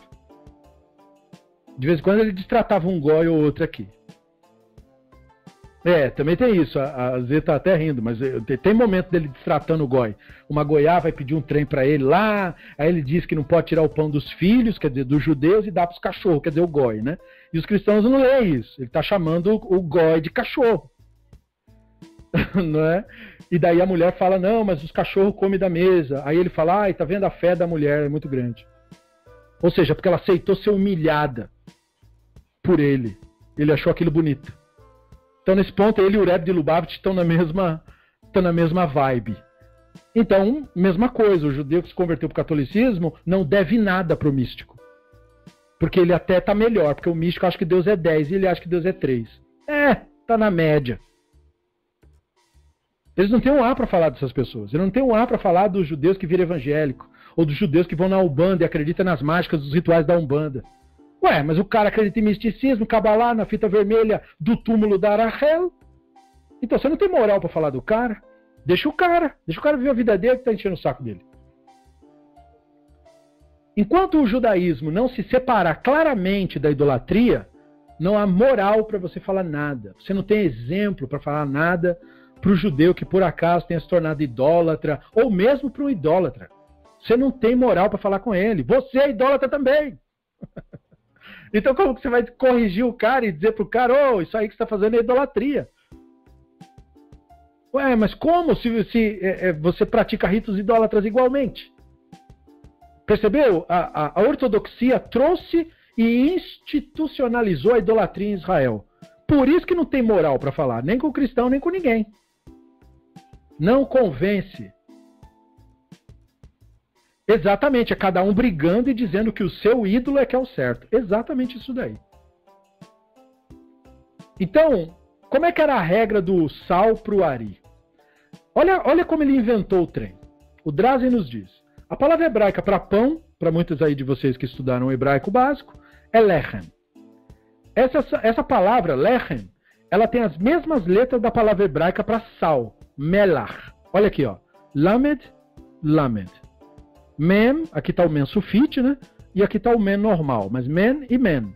Het e het, tá vendo? Lechem, melach. Pão e sal. É escrito com as mesmas letras, só em outra ordem. Então, pronto. Isso aí já é o gatilho para o cara que acredita em mágica, entendeu? O Ari olhou isso daí e falou que tem uma relação da mágica simpática. Um representa alguma coisa que está lá no céu, que ele não sabe o que é, porque ele nunca foi lá para ver, e não tem céu nenhum, não é? E a outra coisa representa aqui a terra. Entendeu como é que é? Então o Lechem, como ele está na ordem certa, ele representa uma coisa celestial, que está na ordem certa. E o Melach, como está na ordem errada, aspas aí, porque não está igual ao Lechem, então representa alguma força na terra. Aí ele imaginou que essas 6 letras aí seriam 6 da Sefirot. E ele achava, veja, super aleatório. Começa a pegar um monte de palavra hebraica e fazer correspondência de letra. Você não acaba mais, entendeu? Mas ele tirou, né, dele essa ideia. E aí ele começou a dizer que tinha 3 superiores e 3 inferiores. E daí ele combina as letras pão e sal. Por isso que você põe o pão no sal, para você fazer uma imitação simpática, certo, do rito, de você juntar as coisas celestiais com as coisas terrenas. Mesma coisa a ideia da mágica da alquimia, que tem as forças, tal como é em cima, é embaixo, entendeu? Tal como no céu, na terra. O cristianismo também fala isso, né? Como no céu, será na terra. Aquele papo furado de que a pessoa acha o quê? Que tem o céu. Já começa por aí o erro, né? Porque não existe nenhum céu, né? Falamos disso outro dia. Mas tudo bem, o cara imagina que é uma abóboda, o céu, ele está lá. Aí lá no céu tem as energias, lá é o painel de controle. E aí tem aqui embaixo. Então aí você faz mágica aqui embaixo e essa mágica tem que corresponder com uma mágica que tem lá em cima. Né? Você vê um pouco desse mito bem legal, mas aí é legal, porque é ficção, então é legal. Né? No mito do Witcher, do bruxo, a história do bruxo, Geralt de Rivia, como é que a magia veio para o mundo na história do Geralt de Rivia? Foi o evento da conjunção das esferas. Então, lá no mundo do bruxo, é exatamente como eles acreditavam na Idade Média. É um planeta Terra dentro de uma abóboda, que está dentro de outra, que dentro de outra, igual uma cebola. E aí, essa cebola, ela é toda marcada com números mágicos. E aí, quando há a conjunção das esferas, ou seja, elas alinham, né? Que nem eles falam, alinhamento dos planetas. Você já viu isso em música, poesia, filme, tudo isso. Aí tem um alinhamento dos planetas, aí vem um raio, a energia para onde está apontado. Por quê? Porque eles achavam que a Terra era o centro do universo. Então é só nesse sentido, né, que você consegue fazer um alinhamento desse. E aí, e também supor que aqui é o ponto final do alinhamento, porque para isso você tem que dizer que a Terra é que é o centro do universo. Ó, loucura, né? Então eles acharam, na visão do bruxo, aí quando tem o alinhamento das esferas, aí desce, abre um portal. Aí no que abre esse portal, os seres mágicos, que são seres de uma outra dimensão, vieram para a Terra. Foi assim que a magia veio para a Terra. Segundo eles, foram os elfos que fizeram os ritos para trazer a magia para a Terra. Porque os elfos usam magia para construir as coisas dele lá. Construir as roupas, cidades, tudo eles fazem com magia. E aí eles trouxeram a Terra para o mundo. O problema é que vieram os monstros, e aí começaram a predar os homens. E aí os homens começaram a se revoltar contra os elfos, que trouxeram essa desgraça, e aí começou a guerra dos elfos contra os homens, e aí os homens começaram a perseguir os elfos, perseguir os anões, perseguir tudo que era mágico, e aí deu uma merda completa. E aí alguns homens começaram a caçar seres mágicos, e esses homens são os bruxos.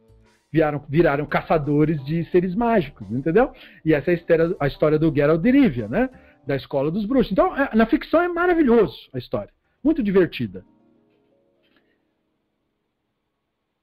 Mas nada disso existe no mundo real, meus amigos. Nada disso. Nem uma única palavra. Nada. Não tem mágica nenhuma e nem conjunção de esferas nenhuma, nem nada dessas loucuras. E para nossa tristeza, eles associam o divino, que é o mais sagrado, a esse tipo de estupidez. Seria como transformar o livro do bruxo numa Bíblia para você fazer um culto. Imagina a loucura disso. Porque como você não vai encontrar os seres mágicos que o bruxo caça no mundo real, você vai matar quem? Você, obviamente, vai começar a matar seres humanos que você que vai rotular como maus. Você que vai rotular como demônios. Exatamente como a Igreja Católica fez. A Igreja Católica tem uma guerra contra demônios, mas demônios não existem. Então quem que ela mata? Ela mata todo mundo que ela não gosta.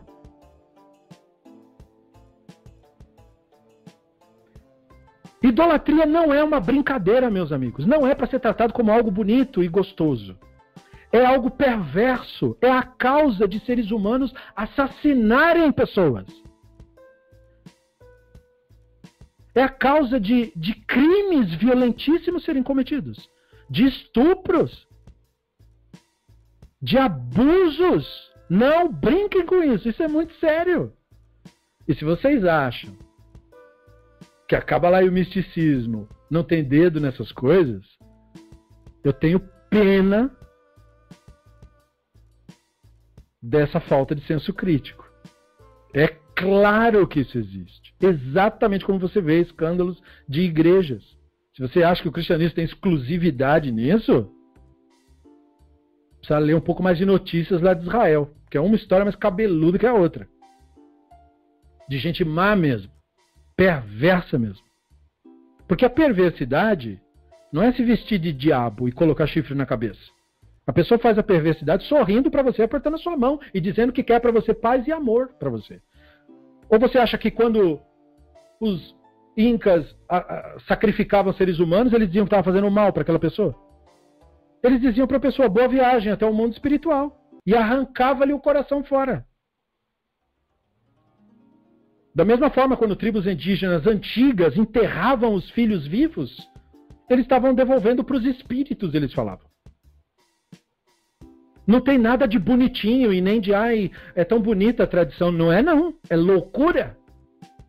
É baseada no equívoco, é baseada na falta de conhecimento. É algo que, quando o ser humano aprende, ele nunca mais faz isso com ninguém. Mas o ser humano, infelizmente, ele é doutrinado para crer no misticismo, porque isso torna ele mais fácil de manipular. Quem é crente obedece. E é este o objetivo da religião. Tornar você alguém obediente, meu amigo. Então, como falado antes, o Ari acreditava em mágica simpática. Achava que estava juntando pedaços do Deus.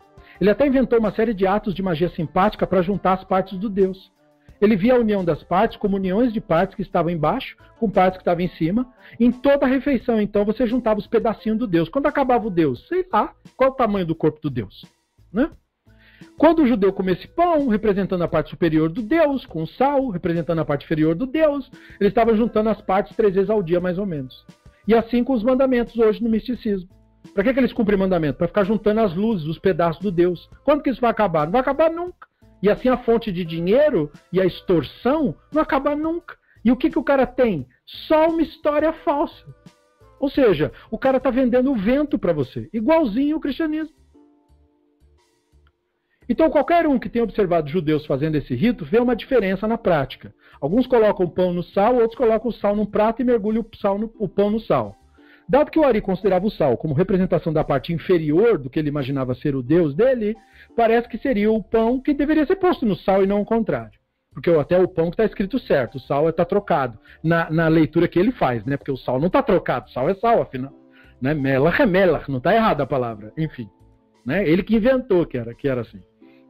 Entretanto, outras visões místicas entenderam a Sefirot como que seus elementos inferiores em ascensão, descendo uns sobre os outros. Ou seja, como a coisa é fruto da imaginação, qualquer desculpa serve.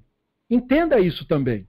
Ah, não, mas sabe o que é? É que você não entende que a energia de não sei das quantas, da luz de não sei do que, da cor de não sei da onde. Cara, se ele está inventando isso, ele pode inventar o que ele quiser. Ele pode dizer que não é o pão que representa a flor de cima. O pão representa a luz de baixo. E o sal representa a luz da esfera da 45 graus ao horizonte.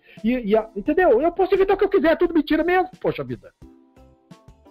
Então, o que eu acho interessante é o cara pedindo explicação. Não, mas tem uma contradição, porque está dizendo que a luz passa de um lado e ela atravessa do outro. Aí o cara inventa qualquer coisa. O cara diz, não, sabe o que é? Que naquela parte ali tem um anjo, que ele tem um espelho que ele refrata. Como é que você vai saber? É tudo mentira mesmo que ele está falando, então tanto faz o que ele disser, ué.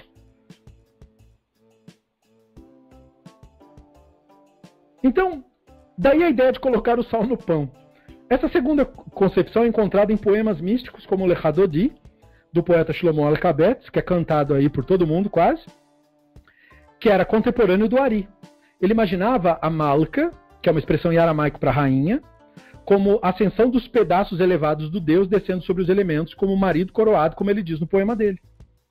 Então eles achavam que quando estava fazendo o Shabat, estava juntando mais um pedação do Deus. E assim vai indo. Não acaba nunca esses retalhos do Deus aí. Por qual motivo o Ari encoraja seus seguidores a mergulhar o pão 3 vezes a cada refeição? Existem várias práticas que são realizadas 3 vezes porque o número 3 é considerado um número mágico. Isso ajudaria a obter o resultado mágico, porque é a questão da imitação, tá lembrado?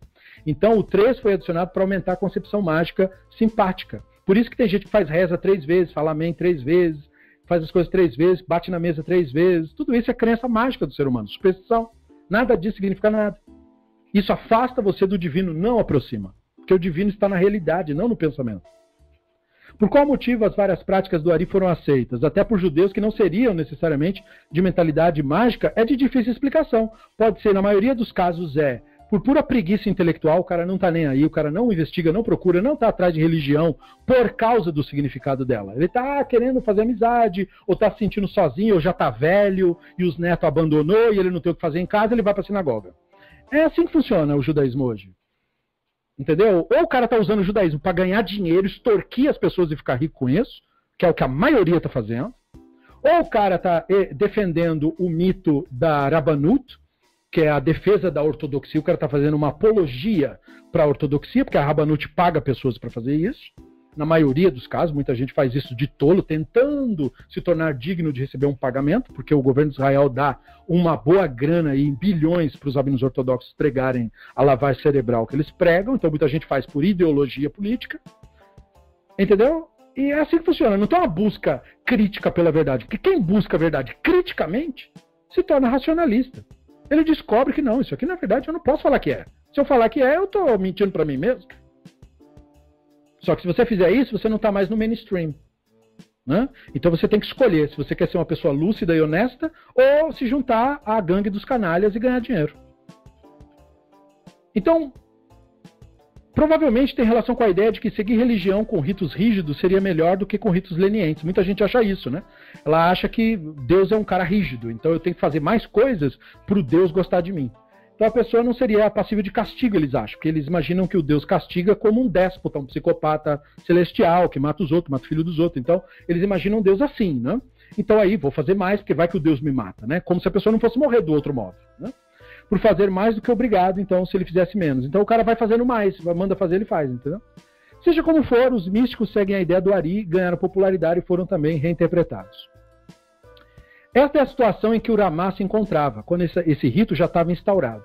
Ele via que muitos judeus aceitavam as ideias do Ari, sentiu necessidade de explicar tais ideias para quem não era místico, e ele fez isso oferecendo outros tipos de explicações para justificar a prática, eliminando no processo partes do procedimento. Como falado antes, o Ramá não exigia que se combinasse pão com sal, apenas que colocasse o sal na mesa, usa se quiser. Não há o uso dos 3 símbolos, e ele também não advoga exatamente a crença da mágica simpática. Ele apenas diz, para quem acredita em demônio, ó, isso aí afasta demônio. Como? Não sei. Falar isso daí, não sei. Porque, como muita gente acredita nisso, então você fala isso para ela, pronto, ela faz, entendeu? É assim que você pega o tolo para fazer qualquer coisa. Por que eu tenho que fazer isso? Porque senão o demônio vai te pegar. Ah, então deixa eu fazer. É assim, né? Então não resta dúvida de que a prática de colocar pão com sal ou salpicar sal sobre o pão começou no século XVI, não tem nada a ver com Talmud, nem Mishnah, nem tradição judaica, nem judaísmo, nem nada disso. Começou no século XVI. Como o próprio misticismo começou no século XIII, não antes. E veja, o rito começa a afetar só no século XVI, bem depois. Como uma tentativa mística de tentar juntar as partes do Deus. Uma ideia absolutamente absurda, especialmente para quem está estudando o Guia dos Perplexos. Né? Judeus ignorantes dessas questões adotaram tais práticas e, com o tempo, o rito foi reinterpretado, usando outras concepções místicas, falsas e populares, como crença em demônio ou representação de ritos do templo. Hoje quase tudo é representação de rito do templo. Qualquer coisa que o misticismo inventou, ele diz que é como se fosse o templo. Porque isso é uma desculpa boa para você dar para qualquer coisa, entendeu? A origem disso e muitos outros ritos deve ser considerado, ou seja, o Drazen, enquanto rabino, não está dizendo para de comer botar o sal. Porque até o Talmud diz para botar um salzinho lá. Não é questão do sal, o sal não tem problema nenhum. Né? Exceto se você for hipertenso, se você for, afaste o sal da sua vida. Mas caso contrário, o problema não é o sal. Mas são apenas místicos, diz o Drazen, que resguardam as ideias de Deus como entidade composta, o que é para nós profanação do nome divino, idolatria, mesma coisa que cristianismo. E apenas pessoas sem educação básica nos conceitos fundamentais da realidade, não vou nem falar de judaísmo, da realidade, acreditam em demônio hoje em dia. Né? Então, quer dizer, a pessoa perdeu completamente a noção da realidade. O Ramá, como muitos outros depois dele, não se opuseram ao que o povo está acostumado, porque eles não queriam arrumar briga como o Ramban arrumou, entendeu? Mas desenvolveram novos hábitos, ou novos olhares dentro daquela época, para criar com aquilo outras conexões, lembrando que os ritos podem e devem ser ressignificados quando melhores conhecimentos são adquiridos.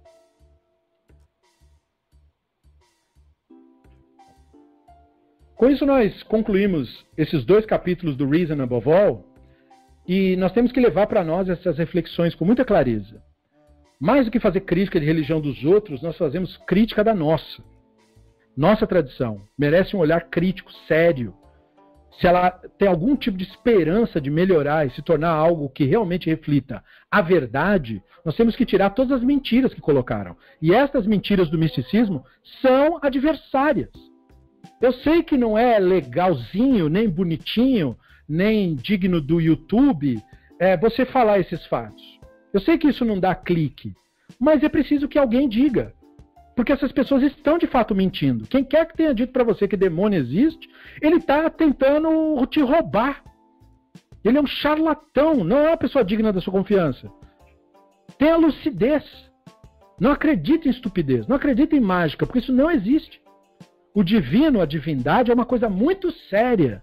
Para nós associarmos isso com mágica. Mágica é uma coisa ridícula. Merece o nosso desprezo.